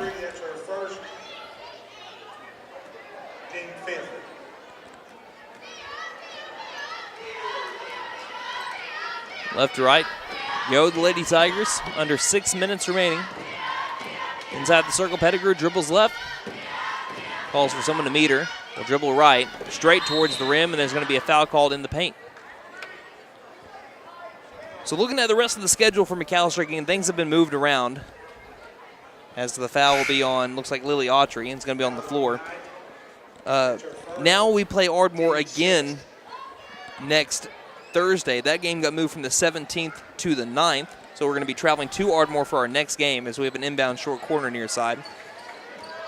So that'll be our next game after tonight. So one quick home game and then back on the road. But the very next game after that game at Ardmore is going to be a home game against Ada, the last POTAC game inside Bob Brumley Gymnasium for varsity basketball. So you can't miss that one. That one's going to be on February 10th. And then we turn around after Saturday and Sunday off as we have the ball currently inside the three-point line as we have a near corner three up and through the hoop. A rainbow three made by number 23 Williamson to make it 75-39. Lady Buffaloes lead big, 5:09 remaining in the game. Then we take Saturday and Sunday off. Then we go to Durant. Again, that game got moved from this last Tuesday because of all the winter weather that we had. As we have a Otoli with the ball low post. Her shot is blocked and rebounded by Ardmore. And then they throw it away. Turnover on the Lady Tigers immediately after that, McAlester basketball. So we go to Durant. That game got moved from Tuesday to this coming up Monday. Excuse me, that's going to be the next Monday after that. So again, February 13th, as we had, that's Kaylee Knight coming for Caitlin Knight. And then we have our final game at Bob Brumley Gymnasium in the regular season finale. It's going to be Hugo at home on Valentine's Day. And I'm already planning all the Valentine's Day puns. Looking inside, Lily Autry has her shot blocked out of bounds. Last touch by, again, Ardmore. With 4:43 remaining in the game. Already saying like Cupid, she shoots her arrow through the hoop. Oh, my goodness. Already like that. Inbound, low post, Otoli back out to the right wing, top of the key. Lady Buffs with the ball, leading again 75-39. Autry currently has it in the front court. Top of the key. Around to the right wing, looking baseline. Ball's going to be tipped and stolen by the Lady Tigers. 4:23 remaining in the contest, and we got Coach Mitchell in the house as we have a long two that's going to be airballed, rebounded by the Lady Buffaloes. 4:14 remaining in the game. Cross half court line. Stopping baseline, passing left wing over to Knight. Low post to Tolley. Tolley back top of the key. Three-pointers in the air, and it is no good. Off the front side of the rim. Rebounded by the Lady Tigers, and the foul called by on Autry. You have Coach Mitchell in the house. If you don't know who Coach Mitchell is, she is an awesome coach. I got to be around her for years. As we have team foul number 7, we'll have free throws coming up here for the Lady Tigers, number 34, McGee. From the time I was in preschool at Frank Chambers until the time I graduated in 8th grade, known Coach Mitchell, one of the best coaches in the state, if you ask me. As the shot's going to be missed on the 1-and-1, and an offensive board by the Lady Tigers. She's in the house, and again, she coached J.C. Bigham Inman when she was over at Frank, as that shot's going to be made. And that makes it 75-41. Coach Mitchell has coached a lot of the best players around the area in their time in junior high. Looking down low, great shot by Perrin. She scores with the left hand. That makes it 77-41. That's softball and basketball, by the way. Nothing but love and respect for Coach Mitchell. Low post, turnaround jumper off the left block is missed. Rebounded by Autry. Autry has to pick up her dribble underneath the basket and will give it off over to, that's Kayla Johnson checked into the game, by the way. Johnson, right front court. She checked in for number 1, who, again, we still don't have a name for. I apologize. We will get that here pretty soon. Left wing, Johnson with the ball. With classes being out pretty much all week due to all the weather, it's been hard for us to kind of get information. Top of the key, Knight. 2:58 remaining in the game. Passes back right wing over to Johnson. 77-41, the Lady Buffaloes lead. Perrin to the top of the key. Wide open three is off the back iron. On a laser shot. Missed shot. Rebounded by Knight offensively. Down inside Johnson with the left hand. She scores. 79-41, Lady Buffaloes lead. Johnson for 2. Passing head to the right wing. With it is McGee. McGee top of the key. Three-pointer up, and that one's off to the right. Rebounded by Knight. Kaylee Knight throws it ahead, and that's going to be stolen back by the Ardmore Lady Tigers. By Williamson. Williamson feeds it short corner far side. We have a push here by Otoli, and it's going to be on the shot, sending a lady to the free throw line. Looks like it's going to be Potts going to the free throw line with 2:21 remaining in the game.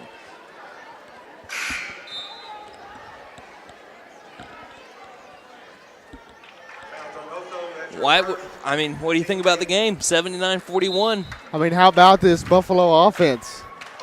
They have come alive in full force tonight, firing on all cylinders. Couple of career highs that we've had so far for a couple of players. Shot up by Potts. She made the first one. She'll get a second one coming up, as that is 79-42. Again, Allen had 28 points all in the first half. Pons had 13. That's a new career high for her. Second shot missed, rebounded by Milligan. She passes that over to Johnson. Got 2:15 remaining. Johnson tries weaving through traffic, lost the ball on her way towards the rim, and it'll go out of bounds. Last touched by Johnson, turnover McAlester. But you really couldn't ask for anything more, and I'm sure that JC's going to love the showing here from the McAlester Lady Buffaloes. Between the rings, Williamson lobs short corner back out to the right wing. Yeah, and then defensively, 20 steals tonight for McAlester. Again, that's over double their season average. Near corner three is up too strong. Ball gets touched off of Autry, and it will stay Ardmore basketball. 1:51 remaining. And we're going to be having some post-game stats at the conclusion of this game. That's going to be brought to you by Pop Scuttlecorn coming up shortly. Driving in, two is up, floater up, too strong. Offensive rebound underneath the basket, lost it. Knight gets in there. There's going to be a tie ball and McAlester basketball. Knight will get a steal. 1:37 remaining.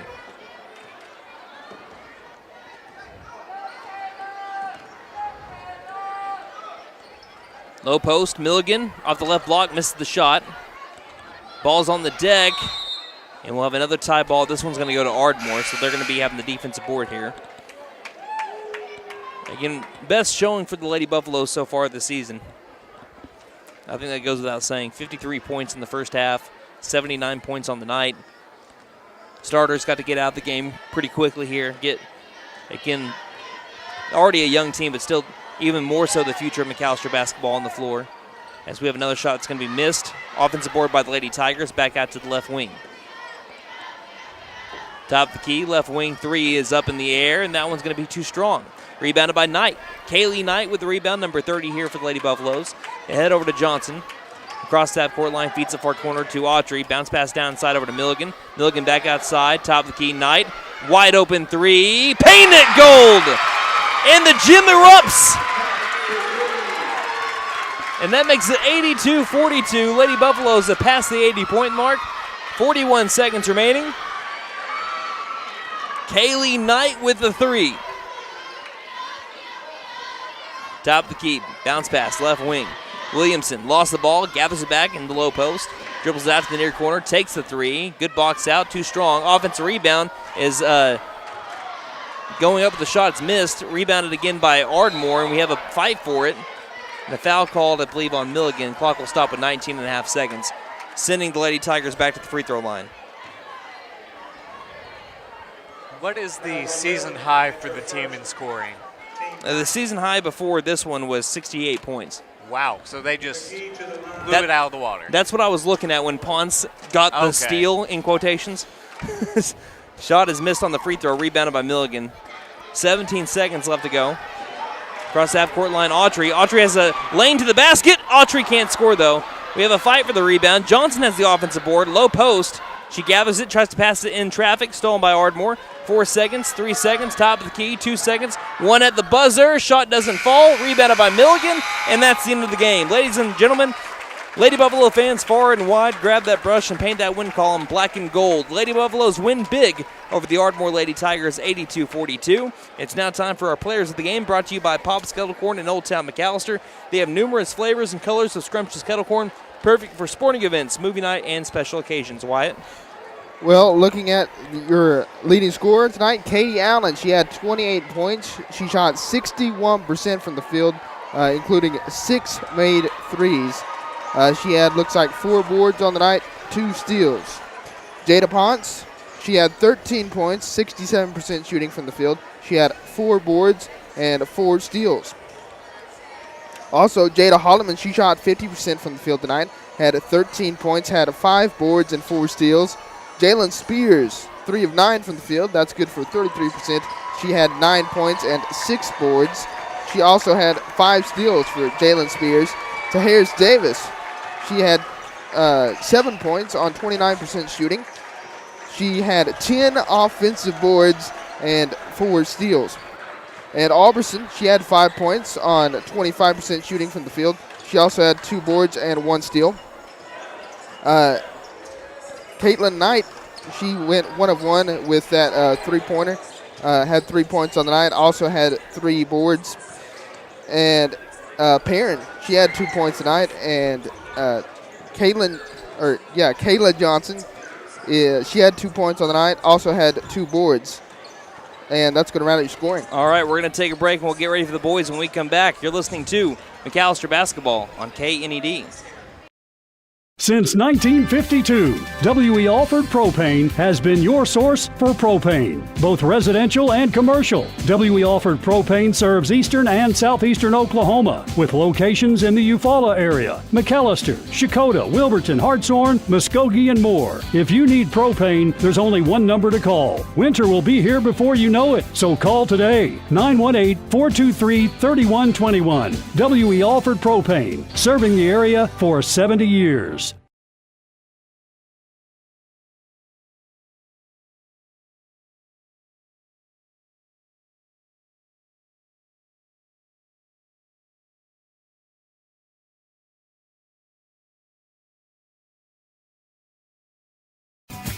Hey guys, it's Sam from Sam Wampler's Freedom Ford in beautiful McAlester. If you're looking for a truck and you want to save a buck, then you're in luck.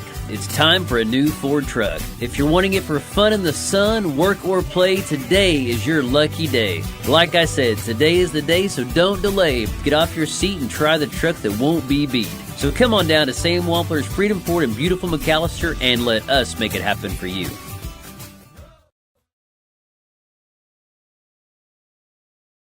Caring Hands Healthcare Centers offers high-quality, affordable care with locations in McAlester and Hartshorn. Caring Hands provides easy access to healthcare at reduced costs, medical, dental, behavioral health, and substance abuse services. We accept Medicare, Medicaid, and commercial insurance and offer reduced pricing for patients that are underinsured or not insured based on income. We offer transportation and a 340B discount pharmacy program. Caring Hands Healthcare Centers. For more information, call 918-426-2442.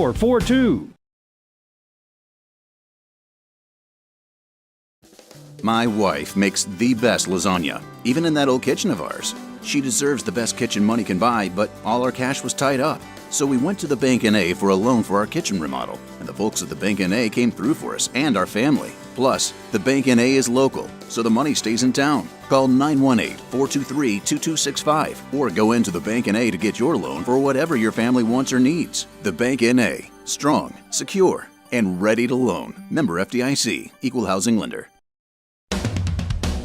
I used to have a friend whose car got sideswiped by another vehicle. No mechanical damage, but it sure left him with an ugly ride. The insurance company offered to repair it, but my friend decided to take the money and run. That's a bad move. A year later, he had to sell it, and that's when he discovered that a little paint and body work would have doubled the resale value on his car. Invest your money wisely. Buck Wilson Frame and Body Shop, 103 East Oklahoma, McAlester.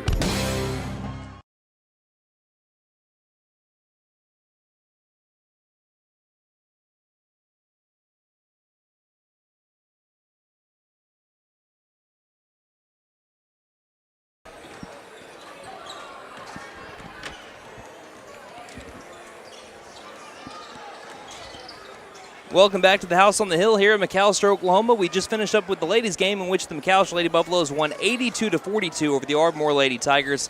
They improved to 11-8 on the year. It's now time for the boys as they're going to be taking on the Ardmore Tigers. Looking at the McAlester Buffaloes, ranked 15th in the West, 5-13 on the year, led by head coach Will Holloman Jr. Let's look at their game from Friday against Broken Bow. McAlester had it at a 10-8 game at one point, but it was all Broken Bow from that point onward. At the 4-minute mark of the third quarter, Broken Bow was shooting 72% from the field and 75% from three. At one point in the third, they led by 36 points, but again, Broken Bow couldn't miss. They just could not miss. McAlester pulled it closer in the fourth with Broken Bow playing their reserves for most of it. 6 of the Buffs' 7 blocks came in the fourth, but despite shooting poorly in the fourth, Broken Bow still finished shooting 52% from the field and 50% from three, compared to 38% from the field for McAlester, with another rough night from beyond the arc at 19% and only 5 of 13 from the free throw line. However, McAlester did very well rebounding the ball at 35 to Broken Bow's 24, including 11 offensive rebounds to Broken Bow's 5. McAlester also had a season-low 11 turnovers. They just could not stop the Savage high-powered offense and couldn't find their stroke. Some key performances, we had Cole Allen with 18 points on 39% shooting. Lewis Woodmore had 10 points. Malachi Rice with 8. Caden Duke had 7 points. We also had Garrett Pickett with 7 rebounds and 2 blocks. Caden Harris had 6 rebounds for the McAlester Buffaloes. And also, coming from Coach Holloman's Facebook page, Adonis Holloman had a small fracture around the ankle foot. Again, that's the injury that he's been dealing with since the Christmas break.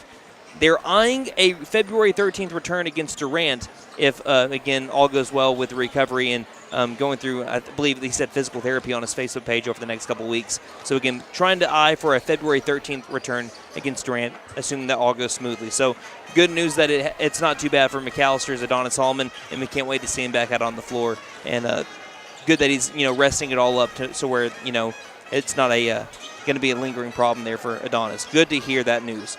Looking at the Ardmore Tigers, 8-10 on the year. Again, they moved from 5A down to 4A in the middle of the year. Never seen it before, but it happened.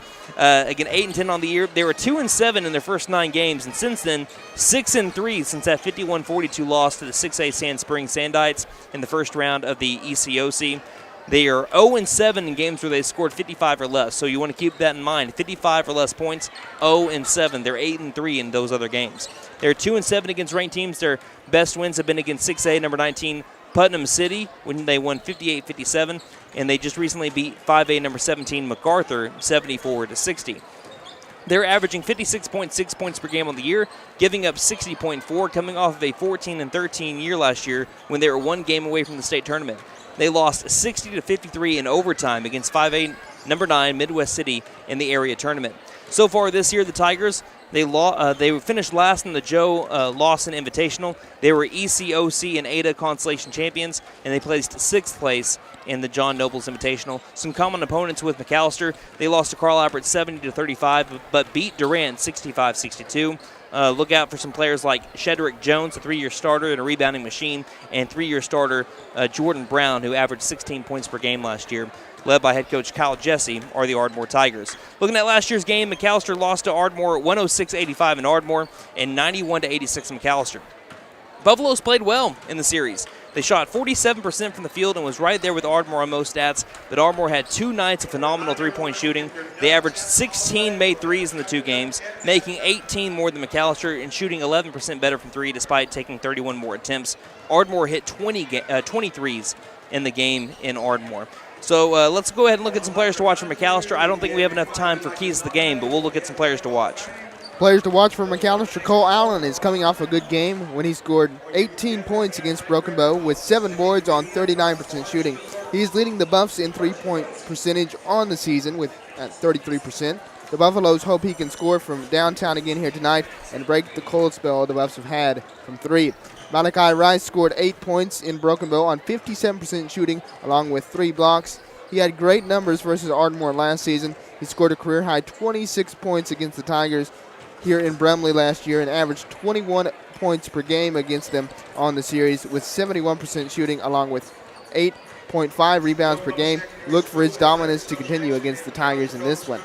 And Eli Chapman has been money in the paint against Ardmore. He had 15 rebounds against the Tigers last year in Ardmore, and he averaged 9.5 rebounds against the Tigers in the series. I expect him to box out and get more boards here tonight. All right, we're about to be having the start of the boys' game coming up in just a moment.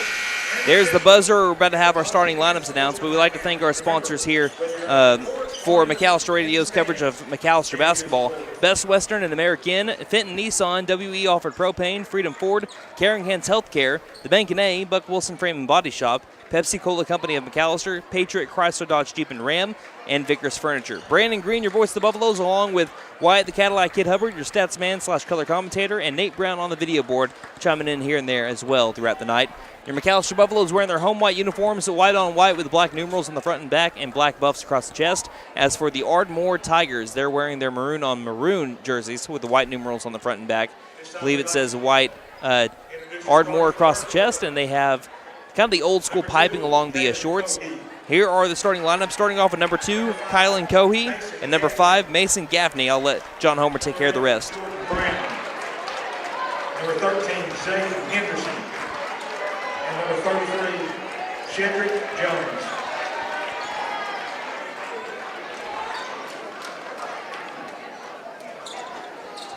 And now for your Buffaloes. Number 3, Lewis Woodmore. Number 23, Garrett Pickett. Number 24, Elijah Chapman. Number 30, Cole Allen. And big man number 34, Malachi Rice. And those are your starting lineups. We're about to have tip-off brought to you by Beautiful Rooms Furniture for a great mattress at a great price plus quality furniture.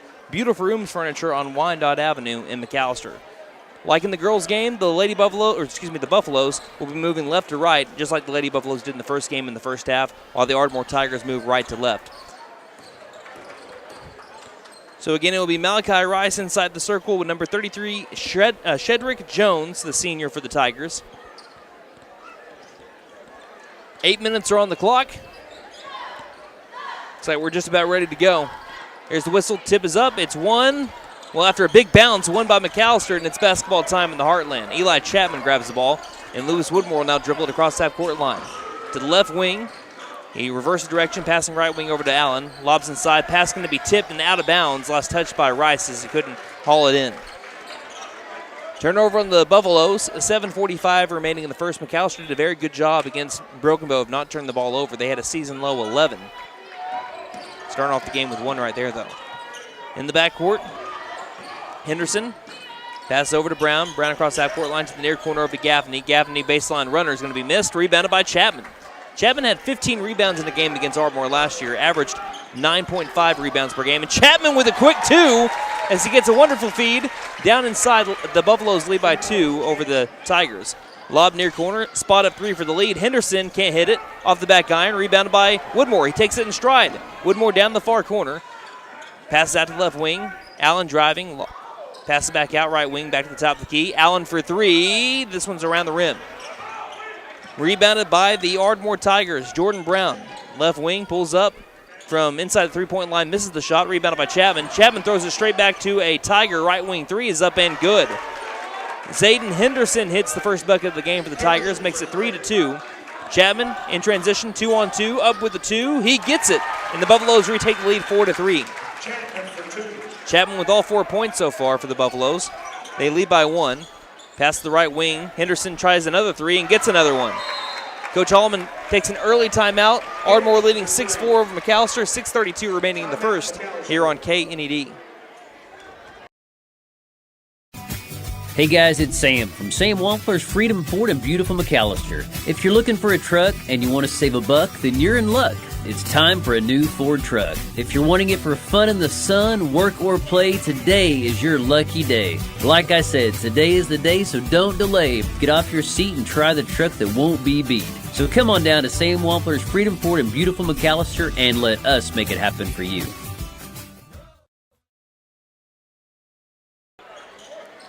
We were mentioning in the pregame show that Ardmore hit 20 threes in one game. That was over in Ardmore, and it helped them beat McAlester in that game, 106-85 last year. They've already had both of their made shots be threes, and they have a steal here against the Buffaloes.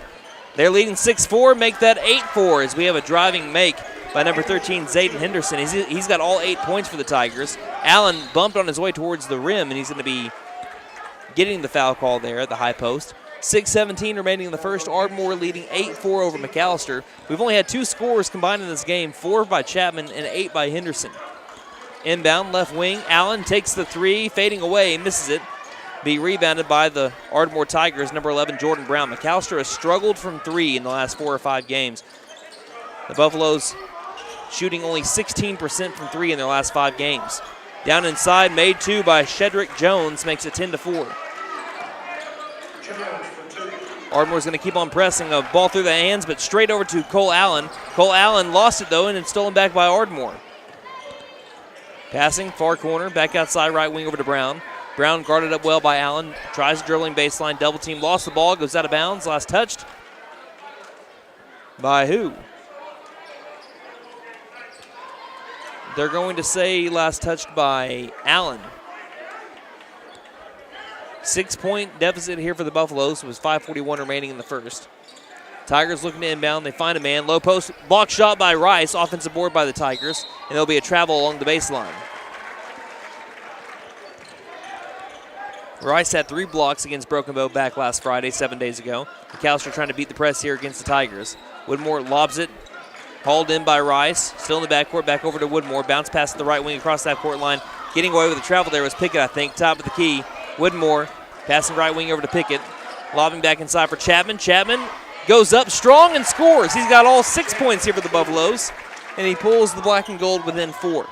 5:14 remaining in the first, and we have a turnover on the Tigers. A little bit of miscommunication between Kylan Cohee and Jordan Brown as it sells to the student section. Buffaloes down by 4 and have the ball. Near corner, Allen getting a bump, stopping. Overhead pass right wing over to Woodmore. Lobs it left wing to Pickett. Pickett looking inside, tries to force it inside over to Chapman. He grabs it outside the perimeter, though. Back to the left wing. They'll reset the offense inside the circle. Woodmore.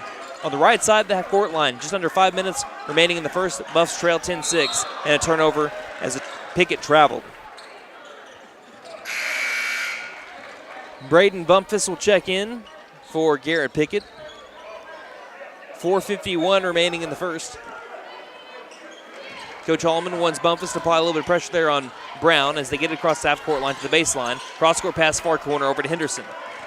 Henderson around the arc, reverse direction, good defense by Bumpus. Cross-court pass back to the near corner. Three-pointer up by Brown is good. Jordan Brown hits the three, and it's 13-6. 4:31 remaining in the first quarter. Cross half-court line. Allen pulls up from the left wing for three. Painted it gold. That's what the doctor ordered to make it 13-9. McAlester answers right back with the made three of their own. Henderson across half-court line, stops right front court. Cross-court pass back over to Brown. Brown feeling it, left wing three. This one's too short. We have a ball tipped near the out-of-bounds mark, and it will be last touched by, I believe, Allen, who did tip it. Rolled into the McAlester bench, will stay with the Tigers. 13-9, McAlester trails by 4. Inbound near the half-court line. Over to Brown, bounce pass to Cohee. Cohee right front court to Henderson. Henderson back to the far corner. Brown driving baseline, reverse layup, good. And we have a timeout called by Coach Kyle Jesse. Will take it. 3:59 left to go in the first. Buffaloes trail 15-9 here on K. Caring Hands Healthcare Centers offers high-quality, affordable care with locations in McAlester and Hartshorn. Caring Hands provides easy access to health care at reduced costs, medical, dental, behavioral health, and substance abuse services. We accept Medicare, Medicaid, and commercial insurance, and offer reduced pricing for patients that are underinsured or not insured based on income. We offer transportation and a 340B discount pharmacy program. Caring Hands Healthcare Centers. For more information, call 918-426-2442.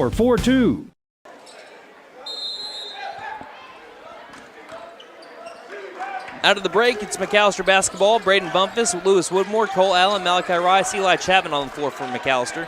Bumpus right wing, tries driving towards the rim, can't get the score. Offensive board and put back by Malachi Rice makes it 15-11.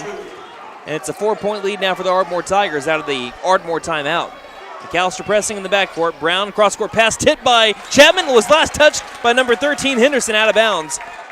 The pressure by the Buffaloes forces the turnover, and it's McAlester basketball down by 4. Inbound into the backcourt, Bumpus. Over to Allen. Allen picks up his dribble, cross-court pass right wing, feeding into the corner over to Chapman. Chapman overhead pass back to the right wing. Working it around. Bumpus lobbing high post, Rice. Rice takes the left elbow, two, left it short, grazed the rim. It's rebounded by Mason Gaffney. Feeds over to Brown. Brown driving in, works around a man, too hard off the glass, rebounded by Allen. Allen left to right, ahead over to Woodmore. 1-on-3, he's got the numbers, drives in and scores. Woodmore with the two, and the Buffaloes pull it back to 15-13. Coach Hallman likes what he sees. Defense leading to offense. Shedrick Jones passes top of the key over to Henderson. Henderson feeds it near corner. Brown takes the corner three, rims out, rebounded by Rice. Rice head over to Woodmore. Woodmore will travel. Was it Woodmore or Rice that traveled? The ball was in Woodmore's hands by the time the whistle was blown, but I don't know if they called it on Rice down in the low post. 2:53 remaining in the first. 15-13, Ardmore leading McAlester. As we have a substitution coming in. Looks like Caden Blansett in for Shedrick Jones. Inbound to the backcourt. Brown with the ball, and his team up by 2 over the Buffaloes. Henderson, high post to Cohee, back out, over to Brown. Right wing, bounce pass, no, excuse me, just a straight pass to the left wing. Henderson is feeling it, though. Henderson's hit 3 threes tonight. He's got 11 points, and it's 18-13, Ardmore over McAlester. Yeah, Ardmore is shooting 4 of 7 from 3 tonight. Teams have just been shooting really well for 3 against McAlester here in the last few games. Good look inside for Chapman. Chapman couldn't handle it, and it's stolen by the Tigers. 2:18 remaining in the first. Passing ahead. 2 is up. It's missed and rebounded by Woodmore. Woodmore lost it, gathers it back in the deep corner. Woodmore will start his dribble. Passing head over to Bumpus. Bumpus looks ahead over to Rice. Rice will two-handed slam it. Thunderous jam by Malachi Rice. And it makes it 18-15. You go one-on-one with Malachi Rice. I'm taking that matchup multiple times. 9 times out of 10. Missed 3 from the corner, rebounded by Bumpus. Head over to Allen. Allen lost it, gathers it back low post. Allen takes a bump, no call. Missed shot, rebounded by Ardmore. Kind of got bumped a little bit too hard down there in the low post, but again, letting them play so far. Only 1 foul combined between the two teams. As we have a foul down against Malachi Rice, though, in the low post, and a made shot will send number 32, Caden Blansett, to the free throw line. So that is an and one for Halstead. Trying to complete it. Current score 20-15. Shot in the air. It's missed off the back iron, and it's rebounded by Allen. So the score remains 20-15. Bumpus across the half-court line, right wing, drives towards the basket. Good move by Bumpus. He can't finish, though. Nearly fell in. Tough shot. Almost found the bottom of the net. 1:22 left to go in the first. After Ardmore grabs a rebound, they move down the near sideline. Brown along the baseline, feeds it along the baseline. Far corner three by Henderson. He's got another one. And it's 23-15. And they're now 5 of 8 from three. In the backcourt across the half-court line, Allen passes the top of the key over to Rice. Rice keeps his footing. Passes short corner. Chapman takes the long two. Can't get the bounce. It's rebounded by Ardmore. 23-15. McAlester down by 8. 54 seconds. Brown, deep three in a different area code, sinks it. And it's 26-15. They can't miss from three. What do you do? What do you do? I don't know how you guard that. Chapman drives in. Euro step two is up, and he banks it in after it bounces off the right rim a couple of times. And now it's 26-17. McAlester pulls it back within 9. Chapman now with 8 points. Brown weaving through traffic, feeds it ahead. 2 is up, and 1 and a foul on Malachi Rice. And now Evan Black's about to check in as Kendry Grant will try to make it a 3-point play. Jake Forehand and Evan Black both check in for Bumpus and Rice. Looks like Caden Harris will check in as well for Eli Chapman with 28 seconds remaining in the first. Boy, we talked about how McAlester girls shot in the first quarter. Ardmore right there too. If they make this shot, 29 points. It's in the air, and the good old announcer jinx. They miss it, but it's an offensive board by the Tigers, and it's going to be another offensive board by the Tigers. Down inside, they score another and one. That is wild. And it's, guess who? Kendry Grant, who just had the last and one. Then should be a 5-point possession. Yeah. The rare 5-point possession. Shot is on the way. That one's missed as well. They're shooting better from three than they are from the free throw line. They have another offensive rebound and a tie ball. That's going to stay with the Tigers. They have a chance. I mean, if they make a three, a 7-point possession. McAllister's got to end this one.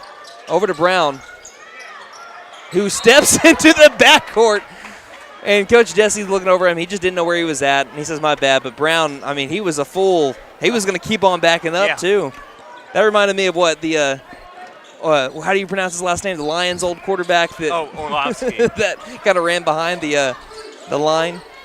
6 seconds left to go in the first, but he's doing everything else right. I think Allen may have got away with a backcourt violation, but either way, the Tigers get a steal. Half-court shot at the buzzer. Hits the top of the ceiling. Hits the ceiling, and it's 30-17. McAlester trails to Ardmore, heading to the second quarter here on KNED. My wife makes the best lasagna, even in that old kitchen of ours. She deserves the best kitchen money can buy, but all our cash was tied up. So we went to the Bank N.A. for a loan for our kitchen remodel, and the folks at the Bank N.A. came through for us and our family. Plus, the Bank N.A. is local, so the money stays in town. Call 918-423-2265 or go into the Bank N.A. to get your loan for whatever your family wants or needs. The Bank N.A. Strong, secure, and ready to loan. Member FDIC. Equal housing lender. I used to have a friend whose car got sideswiped by another vehicle. No mechanical damage, but it sure left him with an ugly ride. The insurance company offered to repair it, but my friend decided to take the money and run. That's a bad move. A year later, he had to sell it, and that's when he discovered that a little paint and body work would have doubled the resale value on his car. Invest your money wisely. Buck Wilson Frame and Body Shop, 103 East Oklahoma, McAlester. Sometimes when you're losing games, you just aren't playing well. But for McAlester, it's been incredible bad luck over the last few games. Their opponents keep on making a bunch of threes. Ardmore, if you take away the last half-court heave, they're shooting 60% from three. They lead 30-17 over the McAlester Buffaloes. That time, McAlester didn't play very well in that possession as Forehand gives it up over to the Ardmore Tigers, who score in transition. Jordan Brown gets the two to make it 32-17. On the floor, it's Allen, Woodmore, Forehand, Black, and Caden Harris. Looks like no subs from the first quarter to the second. Near corner, bounce pass inside over to Harris. Harris muscling his way towards the rim. Hook shot missed off the back iron and rebounded by Caden Blansett. 32-17, Buffaloes trail. 7:23 remaining in the half. Lob out right wing. Spot up three's on the way. This one's off the front side of the rim, and he goes over the backboard. I fully expected that one to bounce in. Devontre McKendrick will check in for Cole Allen. Again, this is a team that hit 23s in one game. Just want to remind you. As McAlester is giving the ball, though, once again back up over to Ardmore. Wide open right wing three. Brown back irons it. Offensive board and made it is number 21, Taylon Booker. Makes it 34-17. 7:02 remaining in the half. They give it up again. Booker going towards the rim. For two. No. Travel first. Booker traveled first. We almost had another and one. That was about to be the fourth one in 3 minutes of game time. We nearly had a 7-point possession earlier. And Ardmore now with 8 steals. Woodmore checks out. Allen checks in. McAlester can't stop giving the ball up. That has been an issue right now. Forehand comes out of the game as well. So it's McKendrick. Chapman's on the floor. We have, Allen lobs it over to Rice, who checked back into the game. Rice driving towards the rim. He's left alone. He will slam it home and light up the student section over here to make it 34-19. 6:45 remaining in the half. So Rice with 2. Driving in Brown. Great move to the basket. He answers right back to make it 36-19. Allen almost lost it, gathers it back, trying to dribble his way across the half-court line. Cross-court pass to the right wing over to Black. Black stops, baseline, back out. Long two on the way by Rice. Nothing but the bottom of the net. 36-21, now Rice with 8 points. 6:17 left to go in the half. Left wing three is up, looks good. It's a little short, though. Rebounded by Rice. Over to McKendrick. McKendrick double teamed in the backcourt. McKendrick trying to get away from Brown. Gathers it back, lost it again. Brown with the steal. Brown goes up for 2. He's not fouled. Offensive rebound, though. Henderson says, I got your back. 38-21. Allen gets it down low. Rice couldn't handle it, though. He's upset with himself. He looks over at Allen, says, my bad. McKendrick checks out. Forehand checks in. It's 38-21. 5:52 left to go in the second quarter. As Ardmore is lighting up the scoreboard. Again, looks like what the Lady Buffaloes did in the first game. Cross the half-court line to the far corner. Driving in. Gaffney for 2. Too strong. Rebounded by Black. Black has it. Double team in the backcourt. Needs some help. Passes over to Forehand. Forehand right past the man down the far sideline. Forehand gives it baseline. Rice for 2. Rice, another one. Rice now has 10 points just like that. He's also the team leader in field goal percentage at 60% on the year. He's just increasing that. Top of the key, Gaffney. Past the mid-range, and we have a double dribble. Double dribble called on Ardmore. McAlester still has this one. Still, again, they're down by 15. It's not out of reach, but again, they need to keep on getting stops like that against the Ardmore Tigers because right now they are just, like I said, lighting up the scoreboard. McAlester doesn't want to be in a shootout with the Tigers, but that's what the Tigers are making it so far. McAlester with 13 turnovers, Ardmore with 6. Top of the key three is going to be missed way too short, or just grazed the front side of the rim by Cole Allen. Rebounded by the Tigers. Left wing, Brown being guarded up well. Drives in now, Brown, great move, has the shot blocked by Rice. Head over to Black. Black left to right. Cross the half-court line, stops, team down by 15. High post, Rice drives in, 2 is up, contested. Can't get that one though. Ball goes out of bounds, last touch by Harris on the other side of the rim. 15-point game. The reason why I say you don't really want to get into a shootout with the Tigers, I mean, both teams aren't really averaging near 60 points a game. Ardmore is averaging a little bit higher, 56.6, but McAllister's at just under 53. So you want to be able to keep yourself in the game by keep on playing stellar defense like they're doing right there. Cole Allen goes up for 2. He'll slam it. Another dunk here for the Buffaloes to make it 38-25. Cole Allen now with 5. Far corner, driving baseline, passes baseline. Henderson near corner. No look, bounce pass, low post. Jones can't get it. Rebounded by Rice. Coach Holloman likes what he sees. Black dribbling left to right across the half-court line, stops. Ardmore wanted to travel. They'll hand it off over to Allen. There'll be a timeout called by Coach Holloman. 4:15 remaining in the half. Buffaloes trail by 13 here on KNED.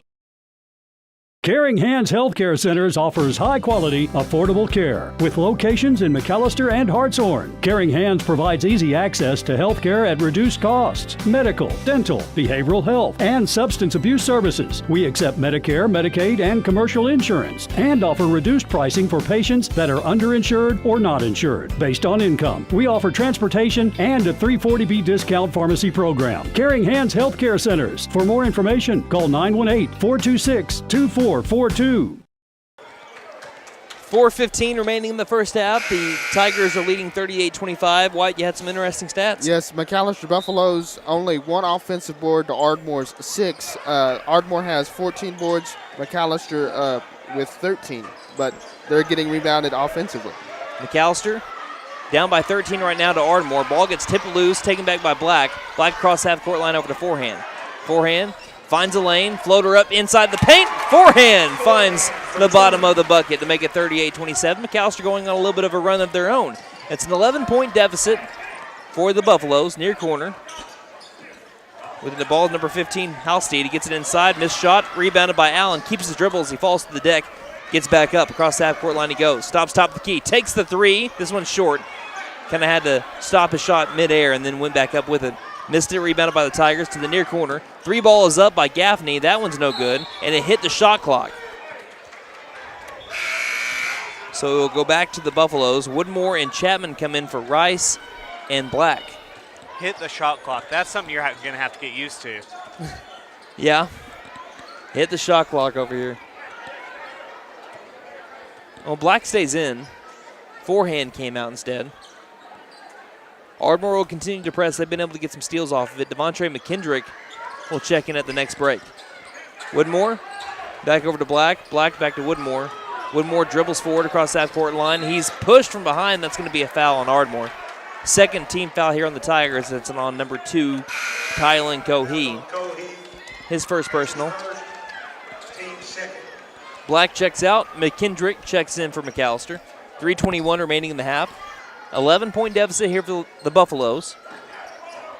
Inbound into the backcourt to McKendrick. Across that court line he goes. Guarded up well by Cohee. Passes to the left wing over to Woodmore. Woodmore stops. Got a lot of pressure. Ball comes loose. Woodmore gathers it back. Woodmore traveled. Ardmore is all up in the grills of a bunch of different, well, whoever's got the ball. It's leaving a couple of guys open, but again, too much pressure on the ball handler is leading to turnovers on McAlester so far. 3:05 remaining in the half. Coach Hallman wants to show some pressure of his own on Ardmore. He tells Woodmore to get up next to Henderson. Some substitutions here for Ardmore. Working more of like a guard set here, as both Blansett and Jones are both on the bench here for the Tigers. 5 minutes into the second quarter. Buffaloes trail by 11. Near corner. Passing mid-range, back outside, top of the key, three on the way by Brown. Short, rebounded by McKendrick. McKendrick takes it in stride, 1-on-2. Kind of got away with a travel, missed shot off the back iron and rebounded by Brown. Brown throws it ahead. Perfect pass, driving in, no-look pass, down inside, two is up and good. That was beautiful. Halstead with the two to make it 40-27. Woodmore, left to right, lost the ball, gathers it back, good pass, high post. Harris, we have another travel. It was good ball movement, just an extra step there by Harris at the high post. Rice will check back in for Harris with 2:29 remaining in the half. Ardmore leading by 13. Inbound along the baseline, Brown. Kind of get a little bit of space, bounce pass over to Henderson who crossed that court line. No look pass, high post, back outside, far corner. Three is in the air and good. Halstead with the three. They got multiple shooters on this team. 43-27. It's back to a 16-point deficit. Rice ahead over to McKendrick. McKendrick driving in, floater up. He takes a bump. No whistle. A lot of body bump right there and no whistle. Rebounded by the Ardmore Tigers. They're going to say that was a block too, by the way. After a missed three, rebounded by Chapman. Around a man is Allen. Stops right wing. Three is up and good. Painted gold. Buffaloes pull it within 13. They are letting them play, though. That is for sure here in this first half. 1:45 remaining in the half. Behind the back, Brown dribbles to the right front court, far corner, down inside. Bounce pass back out to the far corner. Driving up again. Cross-court pass left wing. Henderson's been hot, and he continues to be so. left wing three, and he's got 19 points. 46-30, Buffalo's back down by 16. Looking for Chapman, low post. Chapman, floater up. It's going to be blocked. Blocked by Booker. Stolen by McKendrick after the defensive rebound. McKendrick gets the mid-range floater to make it 46-32. 1:13 left to go in the half. Brown in the backcourt, bounce pass near sideline, back to the top of the key. Ball's on the deck, and we're going to have a foul called on the Buffaloes. McAlester wanted to travel, and that'll be a foul on number 24, Eli Chapman. Foul's on Chapman. That'll be his first personal. Henderson will inbound along the near sideline into the front court to Brown. Left wing, near corner. Henderson thought about the three, back over to Brown. A long three again. Brown nearly made that one off the right side of the rim. Offensive board by Henderson. Back outside. Right wing, driving in Booker. Good move inside. Missed the shot. Rebounded by Woodmore. McAlester moves the other way. Bounce pass across the half-court line. McKendrick takes it towards the rim. Right-handed floater. Missed it. And rebounded by Booker. 36 seconds remaining in the second quarter in a 14-point game. Brown takes it across the half-court line. 28 seconds left. Bounce pass near corner. Back out to Brown, left wing. 20 seconds. Brown working around near the circle. Dribbles between the legs. Left side. 11 seconds. 10, 9, 8. Brown still with it. Bounce pass near corner. Henderson. 5 seconds. 4 seconds. 3, 2. Bounce pass baseline. 2 is up. Missed shot. Offensive board. No shot up in the air that time. And we head to the second half with McAlester trailing 46-32 to the Ardmore Tigers right here on KNED.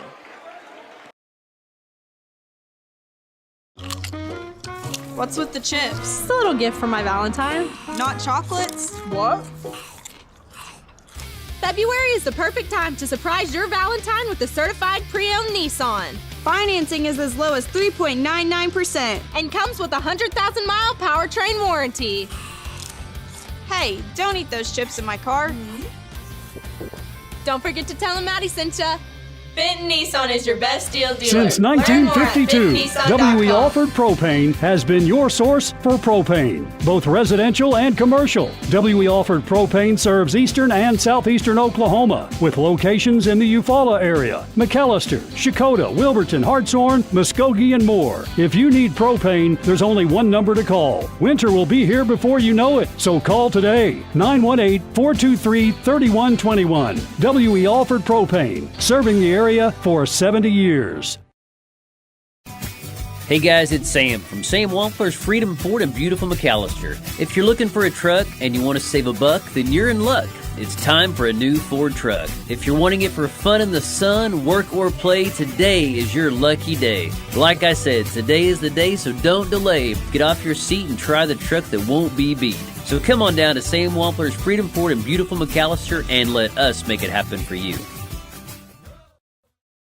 Caring Hands Healthcare Centers offers high-quality, affordable care with locations in McAlester and Hartshorn. Caring Hands provides easy access to health care at reduced costs, medical, dental, behavioral health, and substance abuse services. We accept Medicare, Medicaid, and commercial insurance, and offer reduced pricing for patients that are underinsured or not insured based on income. We offer transportation and a 340B discount pharmacy program. Caring Hands Healthcare Centers. For more information, call 918-426-2442. My wife makes the best lasagna, even in that old kitchen of ours. She deserves the best kitchen money can buy, but all our cash was tied up. So we went to the Bank N.A. for a loan for our kitchen remodel, and the folks at the Bank N.A. came through for us and our family. Plus, the Bank N.A. is local, so the money stays in town. Call 918-423-2265 or go into the Bank N.A. to get your loan for whatever your family wants or needs. The Bank N.A. Strong, secure, and ready to loan. Member FDIC. Equal housing lender.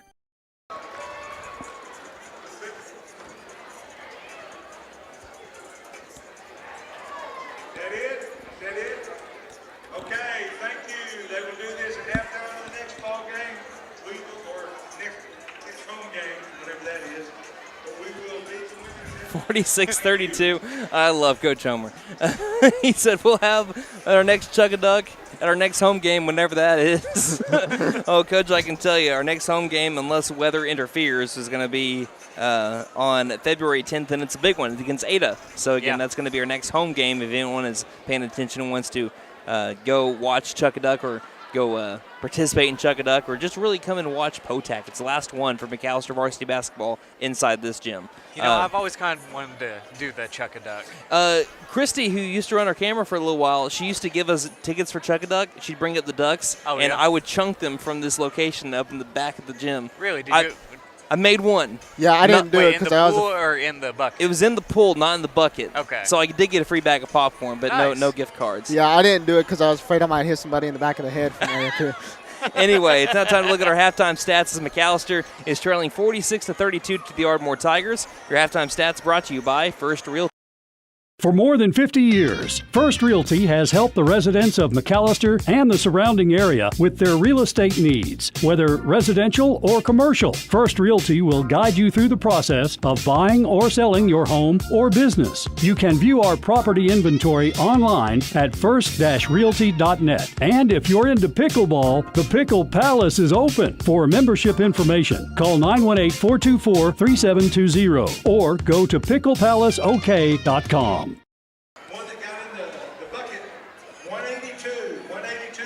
All right, Wyatt, take it away. All right, Malachi Rice leads in scoring at the half with 10 points. He's shooting 71% from the field and has 4 boards, also 1 block from Malachi. Cole Allen, he has 8 points on 38% shooting, has 2 made threes, also has 3 defensive boards and 1 steal. Eli Chapman, he has 8 points on 67% shooting, also has 3 boards. Lewis Whitmore with 2 points and 3 boards. Jake Forehand also with 2 points. And McKendrick also has 2 points. That's going to round out your scoring. Okay, I also want to say this, just because if anyone's in here listening to our MacTown radio, I do that also, but I don't tell them to keep on replaying the same MacTown radio liner. So, yes, if you're like, man, we heard Carrie Underwood again, I'm sorry, not my fault. We're just big Carrie Underwood. We're just big Carrie Underwood fans, man. Hey, let's go to our team stats. All right, McAlester Buffaloes, they are shooting 50% from the field. Ardmore Tigers are 43% from the field. So McAlester shooting 7% better, but we're going to get to why McAllister's trailing right now. McAlester Buffaloes, they are 2 of 6 from beyond the arc. That's good for 33%. Ardmore Tigers, 8 of 20 from three-point land. That is good for 40%. Also, McAlester Buffaloes, they have 1 offensive board to Ardmore Tigers 8. They have 16 defensive boards, Ardmore Tigers with 12. Also, McAlester, they do have 2 steals. They forced 8 Ardmore Tiger turnovers, but they have 15 turnovers themselves. Also, McAlester with 1 block, Ardmore Tigers with 2. And also, it's worth mentioning Malachi Rice, who leads in scoring at the half. He has 2 fouls on him to this point, so he'll need to stay out of foul trouble as we go down the stretch here. Again, not too bad. No one really in big foul trouble on either team. Again, we mentioned in the first half, it's been called consistently, I would say that. Yeah. Both teams have been getting the same amount of calls. Both teams have been being let play, that's for sure. There's been a lot of contact on both sides. So Malachi Rice, again, only with 2 fouls going into the second half. Going to have to keep an eye on it a little bit, but again, it's not worth worrying over right now. If he was at 3, it'd be a little bit different story. Also, one of the glaring stats that stick out at me is, McAlester with 15 turnovers. Ardmore has 9 steals. So you want to kind of take better care of the ball in the second half. And also, too, we only have 1 offensive board to Ardmore's 8. That's a big thing. You need to find a way to limit the second chance scoring opportunities for Ardmore. How many turnovers did you say that Ardmore had? Ardmore has 8 turnovers. We have 15. So that's you look at the turnovers. That's 7 possessions right there. You're looking at 7 possessions. You're also looking at 7 more offensive rebounds than McAlester has had. So they're getting second chance opportunities, and plus they're getting chances to score off of steals from McAlester. So the Buffaloes are really hoping that they go into the second half being able to take better care of the ball. Again, they came off a great performance of care of the ball against Broken Bow. They only had 11 turnovers in that game. They need to get back to what they were doing in that game here in the second half. Again, they're still well within striking distance. It's only a 14-point game. To be able to survive the storm, hopefully that was the storm. Hopefully that's the storm by Ardmore, and you can hold them to a lower amount of points in the second half. There's a chance you can do that. Because one of the things that allowed them to jump off to such an early lead was their three ball. They really had their three ball falling, and that's kind of cooled down here. So hopefully they can keep that three ball down and not allow Ardmore to come back with that. Nate, any final thoughts before we go back to a quick break? Like I said, biggest thing is cutting down on the turnovers and really stopping the second chance opportunities and getting more of your own second chance opportunities. And I would say a lot of those turnovers that McAlester have had has been against the Ardmore press, but when you beat the Ardmore press, McAllister's had some scoring opportunities on the other side of the half-court line. Yeah. Finish when you beat the press. And if you don't turn the ball over, once you get past that court line, you have a good chance to be able to finish when you get towards the rim. So finish your drives. If you can be able to score down in the paint, contested twos, those are going to be pretty big in the second half for McAlester to come back and win it. 46-32. We'll take a quick 30-second break and be back. You're listening to McAlester Basketball here on KNED. I used to have a friend whose car got sideswiped by another vehicle. No mechanical damage, but it sure left him with an ugly ride. The insurance company offered to repair it, but my friend decided to take the money and run. That's a bad move. A year later, he had to sell it, and that's when he discovered that a little paint and body work would have doubled the resale value on his car. Invest your money wisely. Buck Wilson Frame and Body Shop, 103 East Oklahoma, McAlester.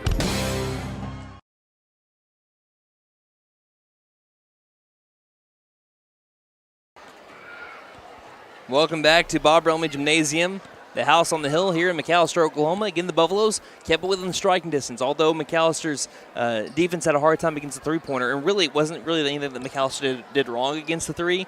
You had some people that were making them from different area codes. So if they can be able to hold the Ardmore defense a little bit in the second half, they have given themselves a chance here. As again, 46-32 within striking distance, a 14-point deficit. To begin the second half, it's going to be Lewis Woodmore, Cole Allen, Garrett Pickett, Eli Chapman, and Malachi Rice on the floor for the black and gold. Ardmore about to break out of their huddle right now. Again, 8 minutes have been put on the clock. The Buffaloes now will be shooting on the left side of the half-court line, and Ardmore will be shooting on the right. So it will be the Ardmore Tigers inbounding in front of the student section. Cohee inbounds over to Henderson, and we're back underway. Gaffney also on the floor with Brown and Jones for the Tigers. Left wing, passes cross court over to Henderson. Near corner three is up, and he is still on fire. I mean, he is unconscious from three. He's got 22 points. And they continue to hit. Near corner. Allen driving baseline, floaters in, and it makes it 49-36. So, 49-34. Someone's got to get a hand, though, in Henderson's face. He's left alone once again. Far corner three by Gaffney, though, is up and missed. Henderson's got the offensive rebound, goes back up for two and scores.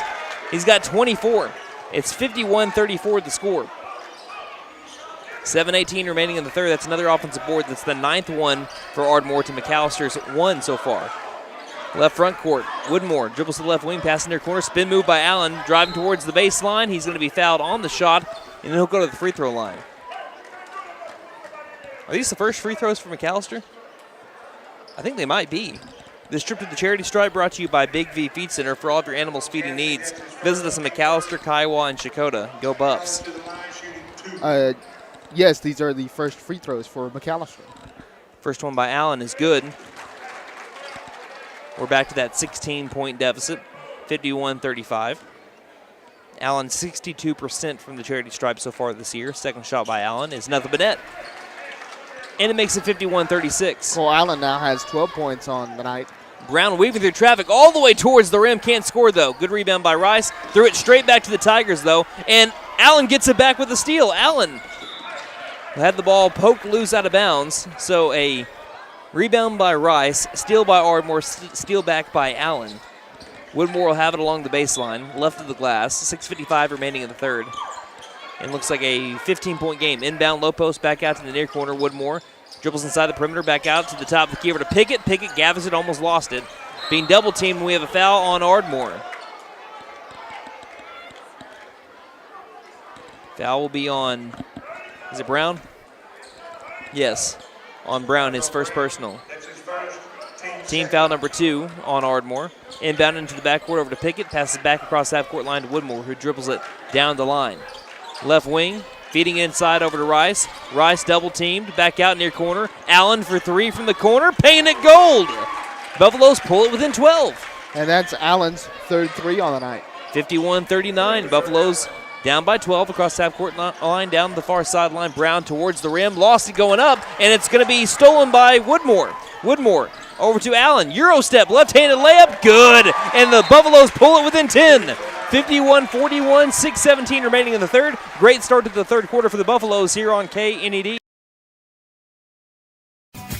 Hey guys, it's Sam from Sam Wampler's Freedom Ford in beautiful McAlester. If you're looking for a truck and you want to save a buck, then you're in luck. It's time for a new Ford truck. If you're wanting it for fun in the sun, work, or play, today is your lucky day. Like I said, today is the day, so don't delay. Get off your seat and try the truck that won't be beat. So come on down to Sam Wampler's Freedom Ford in beautiful McAlester and let us make it happen for you.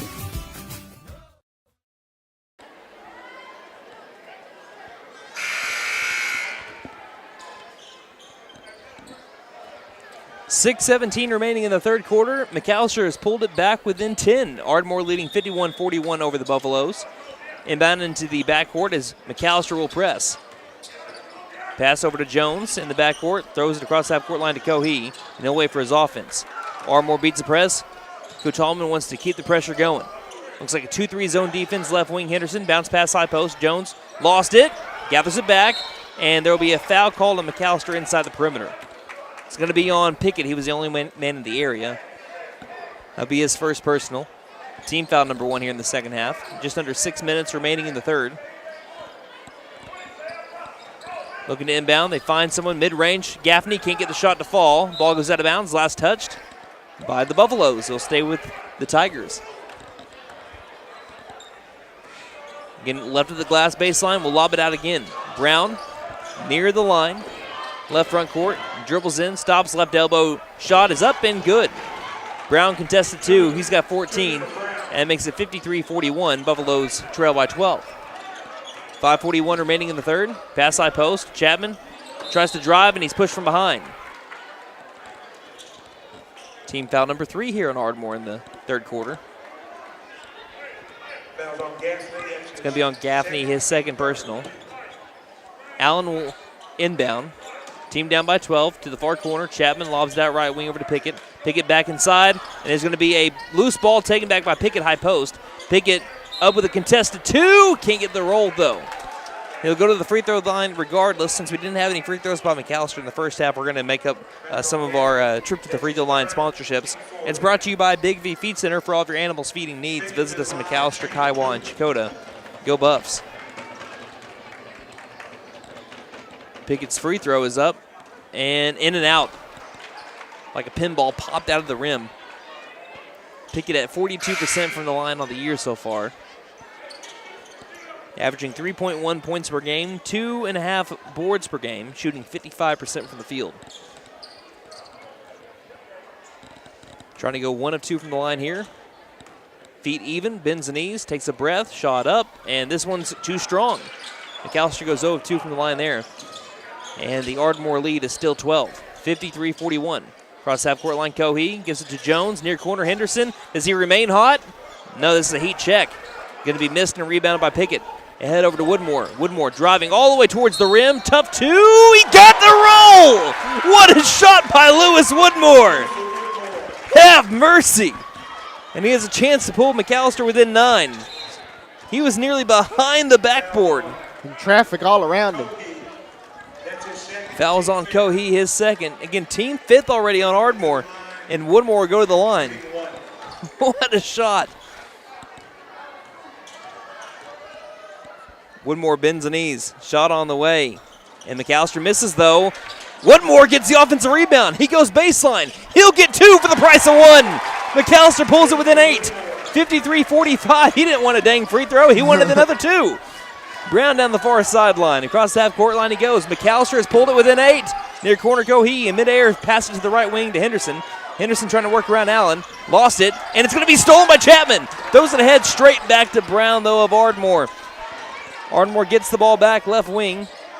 Brown takes the contested three, graces the front side of the rim. Offensive board by Henderson. Bounce pass inside. Feeds it baseline. Far corner three by Brown is good. It hit every part of the rim and fell through, and that makes it 11 points on top of McAlester right now. 56-45, 4:31 left to go in the third. We'll take a timeout here on KNED. I used to have a friend whose car got sideswiped by another vehicle. No mechanical damage, but it sure left him with an ugly ride. The insurance company offered to repair it, but my friend decided to take the money and run. That's a bad move. A year later, he had to sell it, and that's when he discovered that a little paint and body work would have doubled the resale value on his car. Invest your money wisely. Buck Wilson Frame and Body Shop, 103 East Oklahoma, McAlester. Are you looking for the best customer service possible? McAlester Pepsi is your total beverage provider. From bar needs to school concession stands, McAlester Pepsi has everything in between. Fountain, vending, coolers, and cups. McAlester Pepsi has you covered. 2019 and 2020 and 2022 awarded Bottler of the Year. McAlester Pepsi has taken the hometown service to the national level with all eyes in the Pepsi world on McAlester. They're watching and wondering what's next. Visit McAllisterPepsi.com for more information. Locally owned and operated since 1939.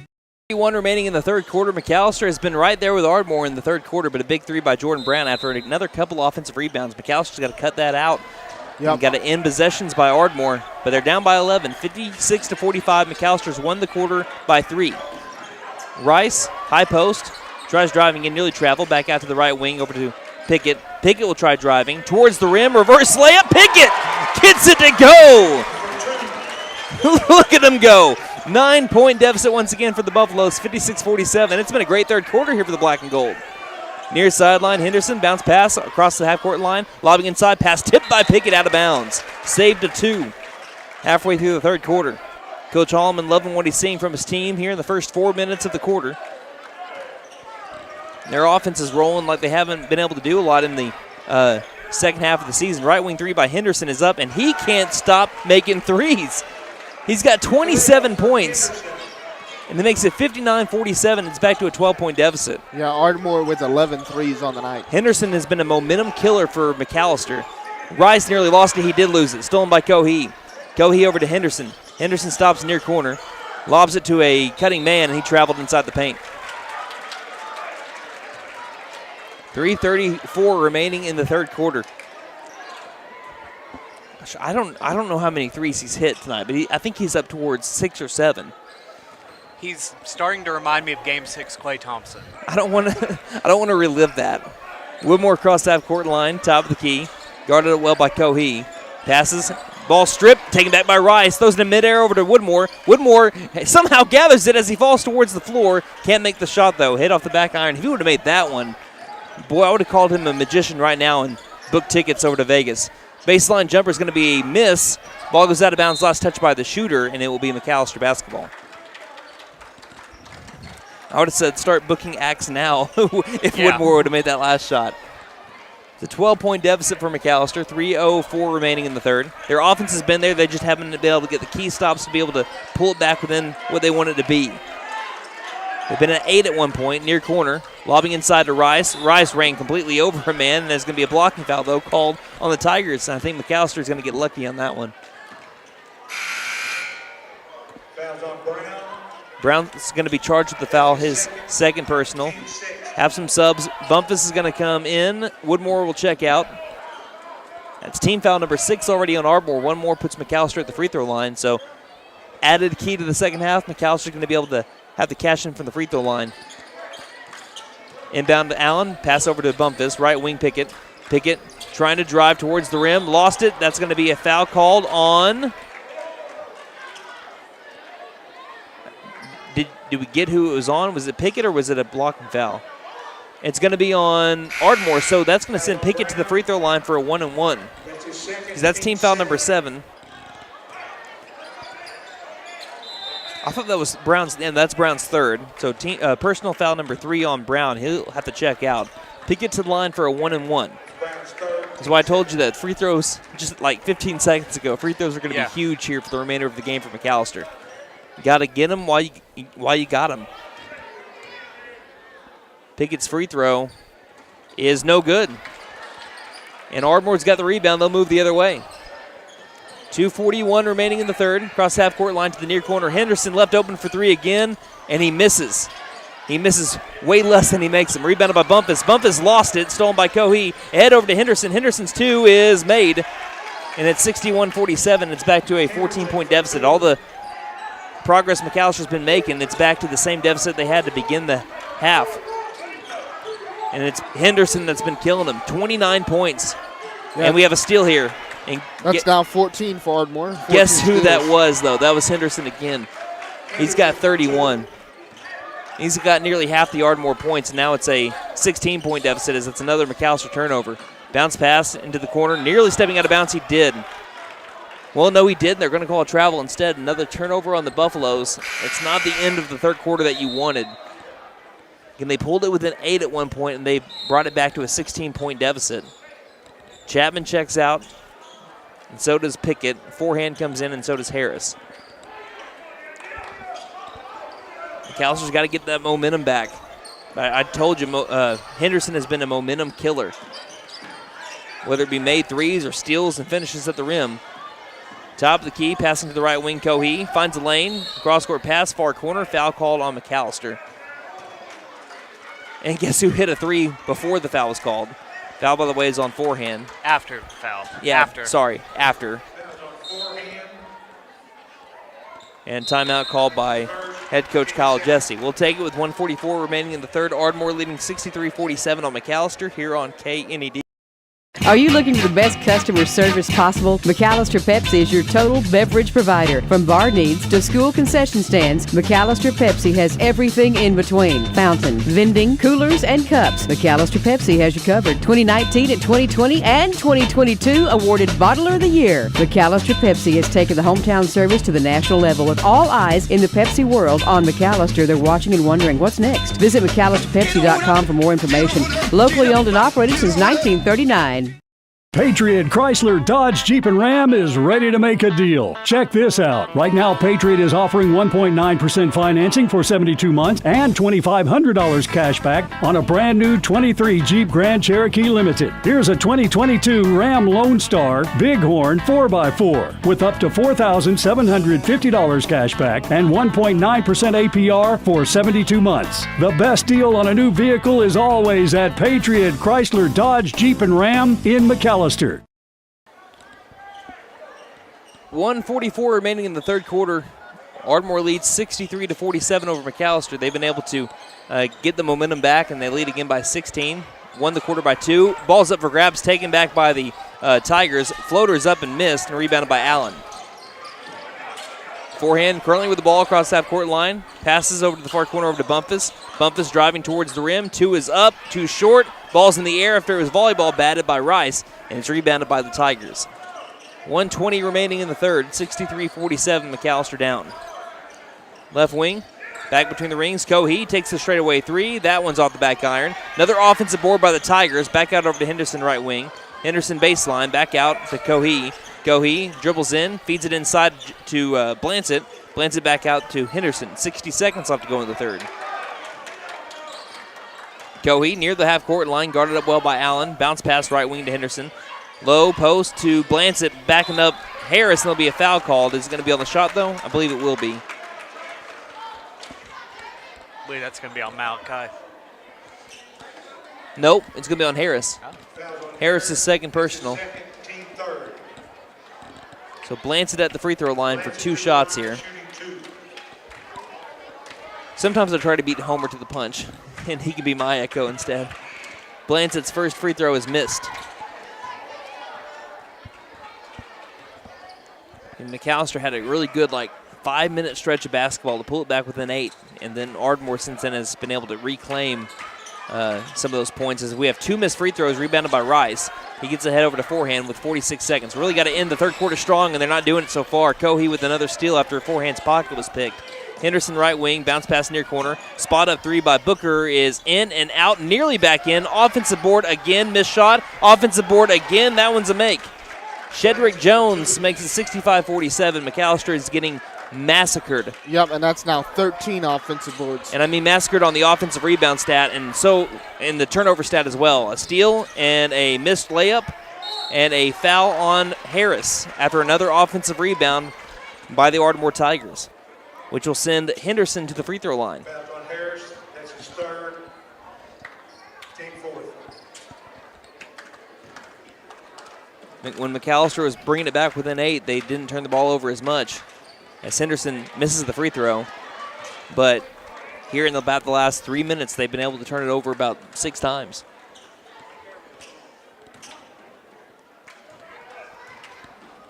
Henderson's second free throw is made. And that was their first made free throw for Ardmore. They are now 1 of 7.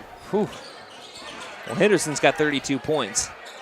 He's been doing his job for sure. Right wing Bumpus, pass inside the circle, 8 seconds, 7 seconds. Right wing Allen takes a bump from Cohee. Top of the key three is up and no good off the left side of the rim. Offensive board by Rice at the buzzer, can't get the shot to fall. And we head to the fourth quarter with McAlester trailing 66-47 to the Ardmore Tigers here on KNED. Patriot Chrysler Dodge Jeep and Ram is ready to make a deal. Check this out. Right now, Patriot is offering 1.9% financing for 72 months and $2,500 cash back on a brand new 23 Jeep Grand Cherokee Limited. Here's a 2022 Ram Lone Star Bighorn 4x4 with up to $4,750 cash back and 1.9% APR for 72 months. The best deal on a new vehicle is always at Patriot Chrysler Dodge Jeep and Ram in McAlester. Vickers Furniture is having an inventory reduction sale. I know, just another sale, right? No, this is truly an inventory reduction sale.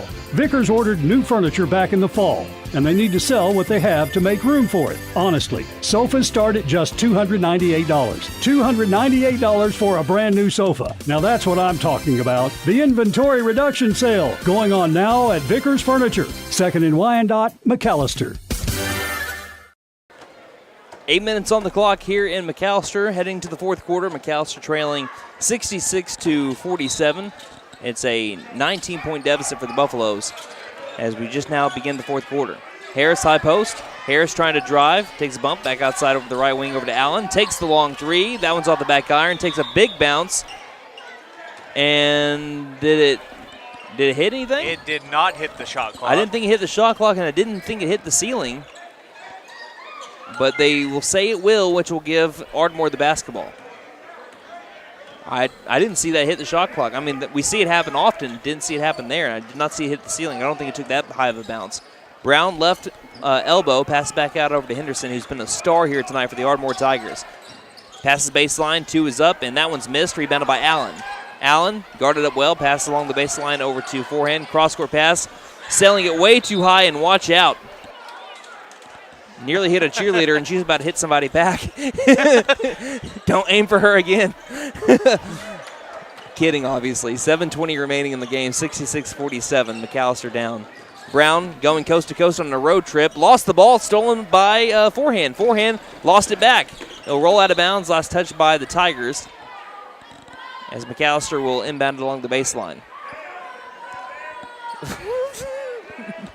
McAlester cheerleaders are cracking me up right now. I don't even know what they're saying, but they're animated, and I love it. Inbound is going to be tipped and stolen by Brown. Brown passing ahead. It's going to find Henderson near corner. He passes to a cutting man. Missed shot down low. Offensive board again, and another made shot by Caden Blansett. On the offensive glass, McAlester is, again, just getting massacred right now. Pass inside into traffic, back out near corner. Forehand for 3. This one's too short. Rebounded in stride by Brown. 3-on-2, now 3-on-3. Drives to the rim. 2 is up and good. 70-47.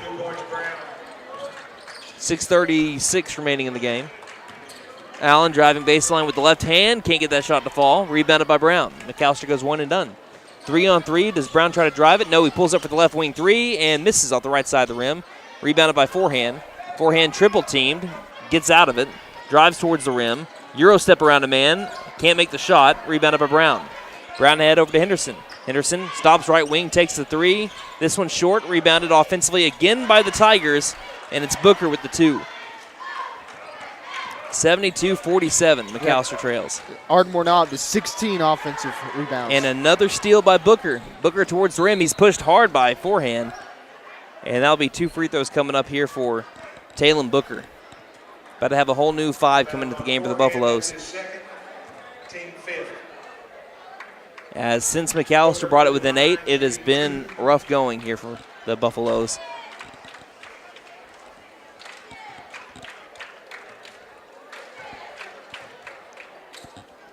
Bend in the knees, shot is on the way. Missed it off the back iron. And we have a brand new 5 coming in. It's Chapman, Pickett, McKendrick, Woodmore, and Black. Ardmore in the middle of a 16-0 run. Since McAlester was trailing by 9, it's been 16-0 since for Ardmore. Shot is up and made by Booker, and it's 73-47.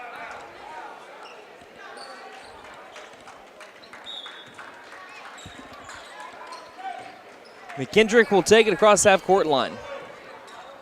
Under 6 minutes remaining in the game.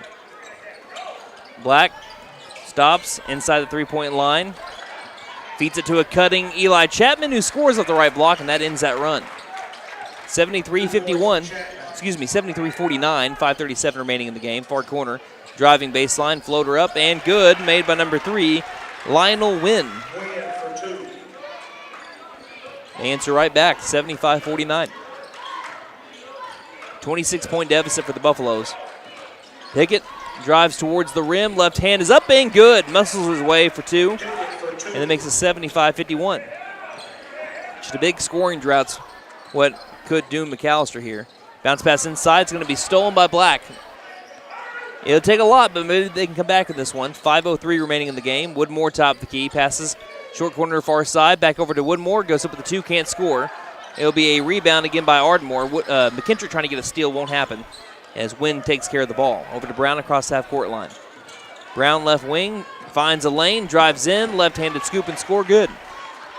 77-51, and now Brown with 21 points. 4:40 remaining. Woodmore left wing and man-to-man defense. Another steal. Wynn jumps in front of a bounce pass. Goes towards the rack and scores with the left hand. It's 79-51, and we're about to have some players coming to the game for the first time today for Ardmore. 4:22 remaining. 28-point lead for the Tigers. Left front court, Pickett tries driving. Now gets it back out to the near corner. Woodmore. Bounce pass, good look inside for Pickett, and Pickett will be fouled on the floor, and Pickett back to the free throw line. Be a 1-and-1 coming up here for McAlester. This trip to the charity stripe brought to you by Big V Feed Center. For all of your animals feeding needs, visit us in McAlester, Kiowa, and Chakota. Go Buffs. Take it to the line.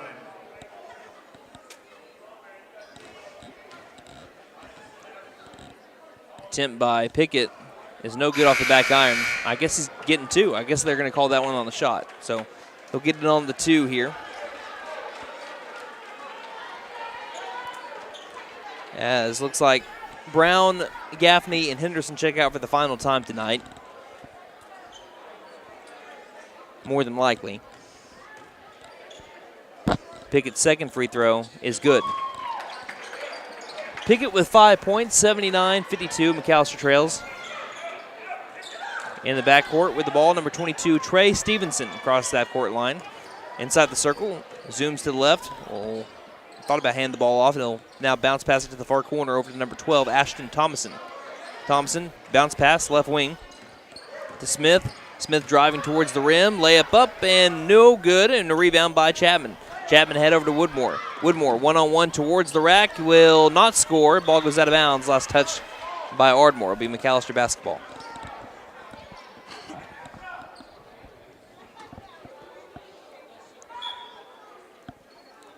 Woodmore trying to find the open man on the inbound. Will lob it out over to Pickett, and will grab it in the right front court. Pickett muscles his way towards the rim, traveled though first. And he'll give the ball back. Oh, a foul call, not a travel. A foul called first. I think everyone was getting ready for Ardmore to get the ball, but Pickett's going to get rewarded with at least a free throw here. Again, that's team foul number 9, so 1-and-1 coming up here for Pickett. I'll take that. I'll take that too. Take it to the line. One official was calling a travel. The other one came in with a foul. Jackson Duff is going to be checking in. Riley Calistro will be coming in, I believe, for the shooter, Pickett. .333 remaining. Pickett's free throw is up and good, so he'll get a second one here.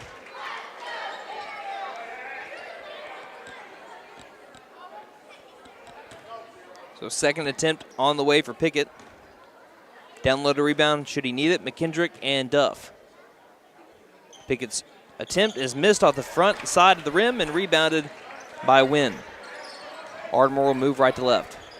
Across half-court line, passes inside the circle. Over to Thompson. Thompson lost it, gathers it back, passes over to Glover. Glover feeds it inside, back out, far corner, spot up 2 is missed. Fight for the rebound. We'll have a tie ball, staying with Ardmore, another offensive board for him. So Calistro now checks into the game for Pickett, 3:14 remaining.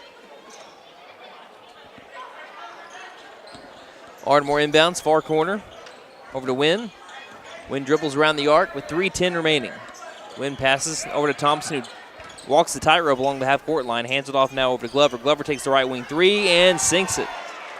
Ardmore with 82, McAlester with 53. 2:57 remaining. McKendrick stops straight away, thought about the 3, passes left wing to Duff, feeds it near corner to Chapman. Overhead pass left wing Calistro. Calistro tries driving himself, finds a lane, 2 up, missed it. Rebounded by Ardmore, and they throw it off of a Buffalo. And it'll be staying with the Tigers. Caden Harris will check in as well. For Chapman with 2:42 left to go.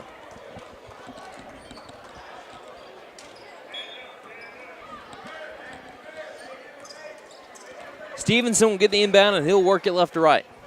2.5 foot remaining. Again, next game for McAlester, it was a date that was changed. It will be against Ardmore again. So I think Ardmore has a game in between, maybe 2 games in between, as we have a shot that's up and made, this time by number 3, Lionel Wynn, to make it 84-53. But the Buffaloes' next game will be in 6 days. A good move by McKendrick towards the rim, can't score off the back side of the iron, and rebounded again by Ardmore as Buffaloes go one and done. It'll be in 6 days, and they'll be at Ardmore. And then after that, they play the very next day against Ada on Friday. Next shot is going to be missed from the right wing. 3 off the front side, rebounded by Calistro. Calistro tries stopping on a diamond, does. Pass inside for Harris. Harris takes a bump, and it's a steal by Ardmore. Lobbing ahead over to Glover. Glover towards the rim. His shot is blocked by McKendrick. Great block by the freshman. Rebounded it is Black. Black stops right front court. Passes to the top of the key over to Harris. Harris gets it back over to Black. Black stops short corner. Floater up from the 6-foot range is missed and rebounded by Ardmore. 90 seconds left to go. What a block there by McKendrick. For him, that's his first block of the year. What a time to get it. Pretty vicious. Right wing.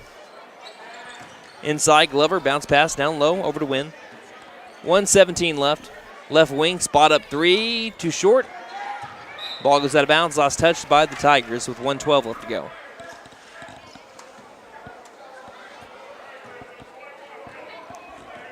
Ardmore leading by 31 over the Buffs. Right front court.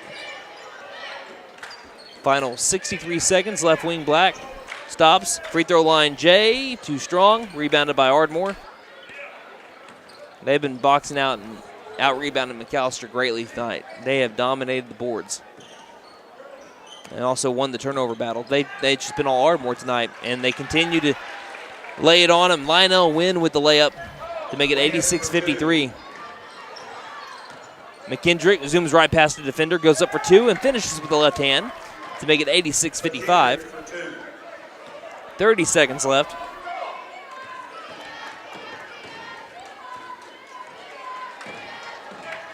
And one of Ardmore's assistant coaches here, I believe that is either Wayne Rogers or Mike Wynn, trying to get the Ardmore fans that made the trip. It's a long trip from Ardmore to McAlester, vice versa from McAlester to Ardmore here in 6 days.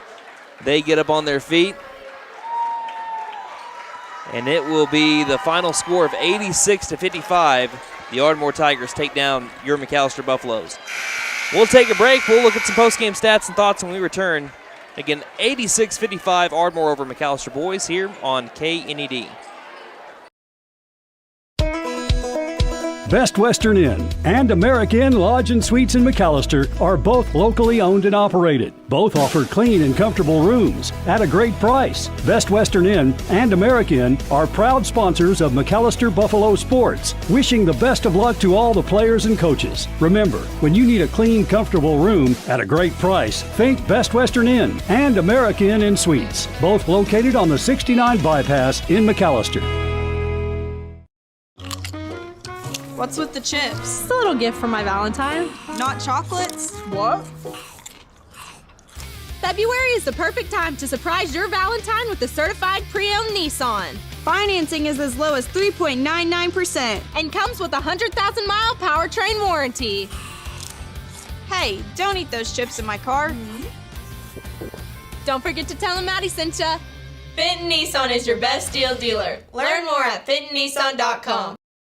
Since 1952, W.E. Alford Propane has been your source for propane, both residential and commercial. W.E. Alford Propane serves eastern and southeastern Oklahoma with locations in the Eufaula area, McAlester, Shakota, Wilburton, Hartshorn, Muskogee, and more. If you need propane, there's only one number to call. Winter will be here before you know it, so call today, 918-423-3121. W.E. Alford Propane, serving the area for 70 years. Hey guys, it's Sam from Sam Wampler's Freedom Ford in beautiful McAlester. If you're looking for a truck and you want to save a buck, then you're in luck. It's time for a new Ford truck. If you're wanting it for fun in the sun, work, or play, today is your lucky day. Like I said, today is the day, so don't delay. Get off your seat and try the truck that won't be beat. So come on down to Sam Wampler's Freedom Ford in beautiful McAlester and let us make it happen for you. Caring Hands Healthcare Centers offers high-quality, affordable care with locations in McAlester and Hartshorn. Caring Hands provides easy access to health care at reduced costs, medical, dental, behavioral health, and substance abuse services. We accept Medicare, Medicaid, and commercial insurance and offer reduced pricing for patients that are underinsured or not insured based on income. We offer transportation and a 340B discount pharmacy program. Caring Hands Healthcare Centers. For more information, call 918-426-2442.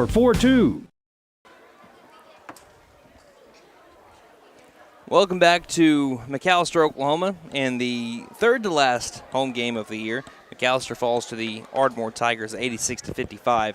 McAlester played a really great third quarter until about the 2-minute mark. They were really close in this game. It was an 8-point game with about 3.5 minutes left to go, and then from that point on, it was all Ardmore. That's just how it ended up being in the final. What would you say, about 10 minutes? In the final 10 minutes, McAlester only scored 9 points, so their shot went completely cold. As I'm looking at, no, they scored 8 points in the final 6 minutes, by the way. And it was a, what is it? I'm trying to think of the run that Ardmore went on after it was a 9-point lead for Ardmore. It was like a 17-0 run. It was a 17-0 run, so for the remainder of the game, they ended up putting again up 86. So they went on a 30-8 run the rest of the game. So that's what separated it. Again, it was a close one until McAlester just couldn't get their shot to fall. And then turnovers kept on creeping up, and that's what ended up doing McAlester. Yeah, they did really well in that third quarter, but it started to they just couldn't finish off strong for that third quarter, and then Ardmore just came back with a vengeance in the fourth. Ardmore didn't give McAlester any chance to have second chance points. Nope. They didn't have any chance for second chance points. It was either the first shot and they made it, or they were done on that possession. Ardmore made sure of that. Ardmore had tons of turnovers, gave them way more shot attempts than McAlester had, while Ardmore, in return, when they were missing them, they were getting offensive boards on their side of the floor. So all that is just a combination and a recipe for a big win for the Tigers. And for McAlester to keep it within 8 at one point was indicative of how strong they fought. But then once their shot went cold, like I said, Henderson tonight, when he made that three to pull it back to 12 points and to start that 17-0 run that they went on. You could just kind of feel the energy shift. Right. Because, I mean, it shifted one way when Woodmore made that ridiculous shot for an and one. And then you thought, McAllister's back in this thing. And then when they did all that work, because it was hard to be able to get stops on Ardmore because of how well they were shooting tonight. Again, 86 points for them. But when you saw that three go in by Henderson after you've been doing so much effort to try to pull it back within 8 points, which they did, and to see it go back to 12 and then really quickly to 16. Henderson was just on another level tonight. Yeah. He made sure that McAlester wasn't going to creep back into the game. And big kudos to the Ardmore Tigers and how they performed tonight.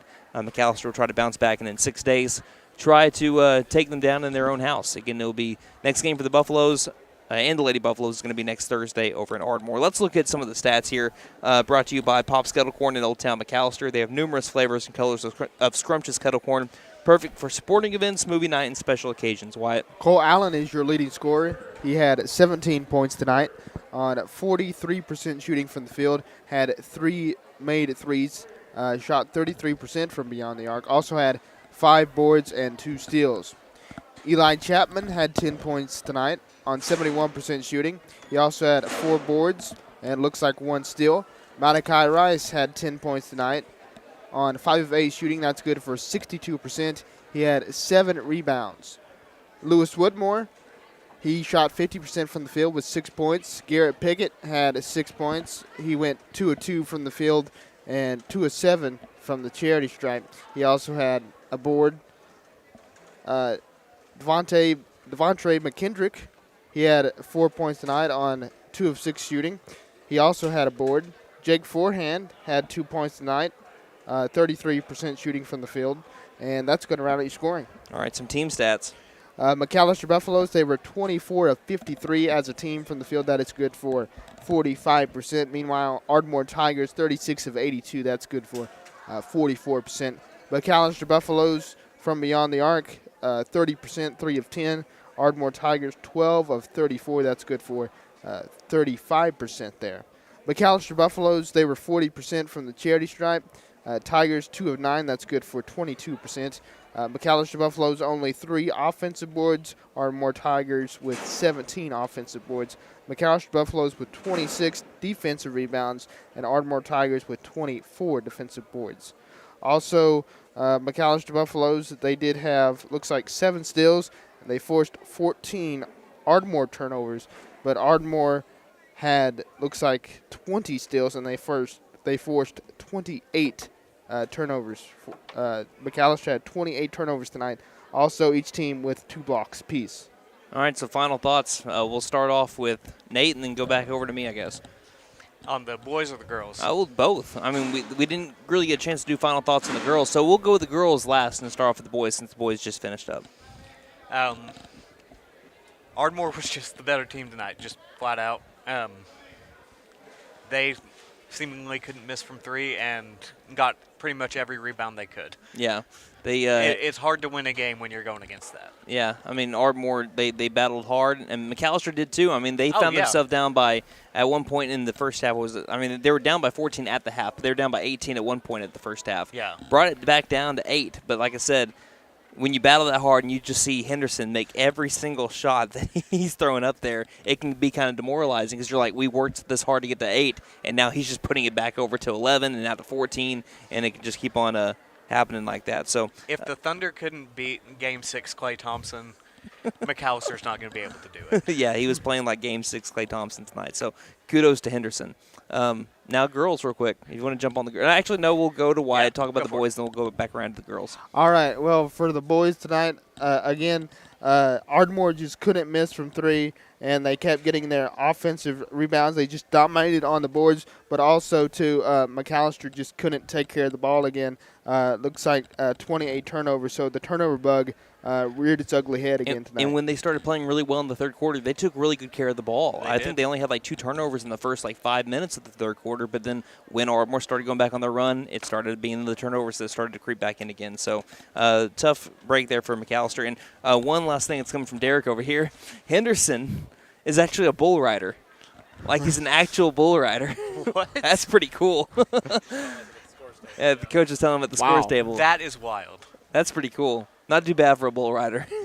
Now looking at the girls. Girls did a fantastic game tonight. I mean, they played in some close games. Again, a lot of close games didn't go their way so far this year, but they not only exercised some demons. They dominated in every facet of the game. Yeah. I mean, there's not much more to say. As well as Ardmore played in the boys' game, the McAlester girls played better. Yeah. In their game. I think the ladies. What do you think that gives them. I mean, we talked about what Broken Bow did for them moving forward. Getting a big win, coming back from 10 down late to be able to win in a final 10-second three. What does this win kind of do going towards the final stretch? I mean, it gives you great confidence going into these final games. It gives you all kinds of momentum that you can face these final teams here and face whatever comes your way. So. And, I mean, for me, you talked about it earlier. This is the last time we beat Ardmore was the first time in 15 years. 9 years, 15 games. 15 games. And now to get a winning streak against a team where you've historically had issues playing against them, and to beat them in such a manner, it's got to give you some more confidence going forward. And really, this could be the turning point this team needs. Yeah, we're going to, like I said, that's now 2 in a row for them here. They have now improved to, looking at the girls, by the way, after we're talking about them, that's now 11 wins on the season for them. They play Ardmore again. They could do it again next Thursday if they play that well, and they get up to 12 wins. That guarantees at least a 500 record, and then that brings you into Ada. Yeah. So that could be really big as McAlester is going to try to get some revenge on the Cougars as they play them next Friday. And that would be the first season sweep since when for McAlester against Ardmore? Well, last year technically counted as a season sweep, even though you only played them one time. The other game got canceled. If you play them twice. So. Gosh, I don't know. It's been a time. while. So it'd be pretty big for McAlester. Anyway, I think it's going to do it for us tonight. Wyatt, thank our sponsors one final time, and we're going to call it a night. All right, they are Best Western American, Fenton Nissan, W.E. Offord Propane, Freedom Ford, Caring Hands Healthcare Centers, The Bank N.A., Buck Wilson Frame and Body Shop, Pepsi Cola of McAlester, Patriot Chrysler Dodge Jeep Ram, and Vickers Furniture. Thank you guys so much for putting us on the air tonight and all season long. We couldn't do without you. That's for sure. Big thank you to the senior OG board operator, the OG senior board operator, Megan Waters, for her work tonight. Excellent job. As well as the return of Nate Brown as our video operator tonight. Happy to be here. One final time from Bob Bellamy Gymnasium, the house on the hill in McAlester, Oklahoma. The girls took care of business, winning 82-42 over the Ardmore Lady Tigers, while the Tigers defeated the Buffaloes 86-55. Until Thursday, when McAlester basketball travels back to Ardmore to do battle once again with the Tigers and Lady Tigers. On behalf of Wyatt Hubbard and myself, this is Brandon Green saying, don't just have a great night, have a Buffalo night. Night-night, Harper.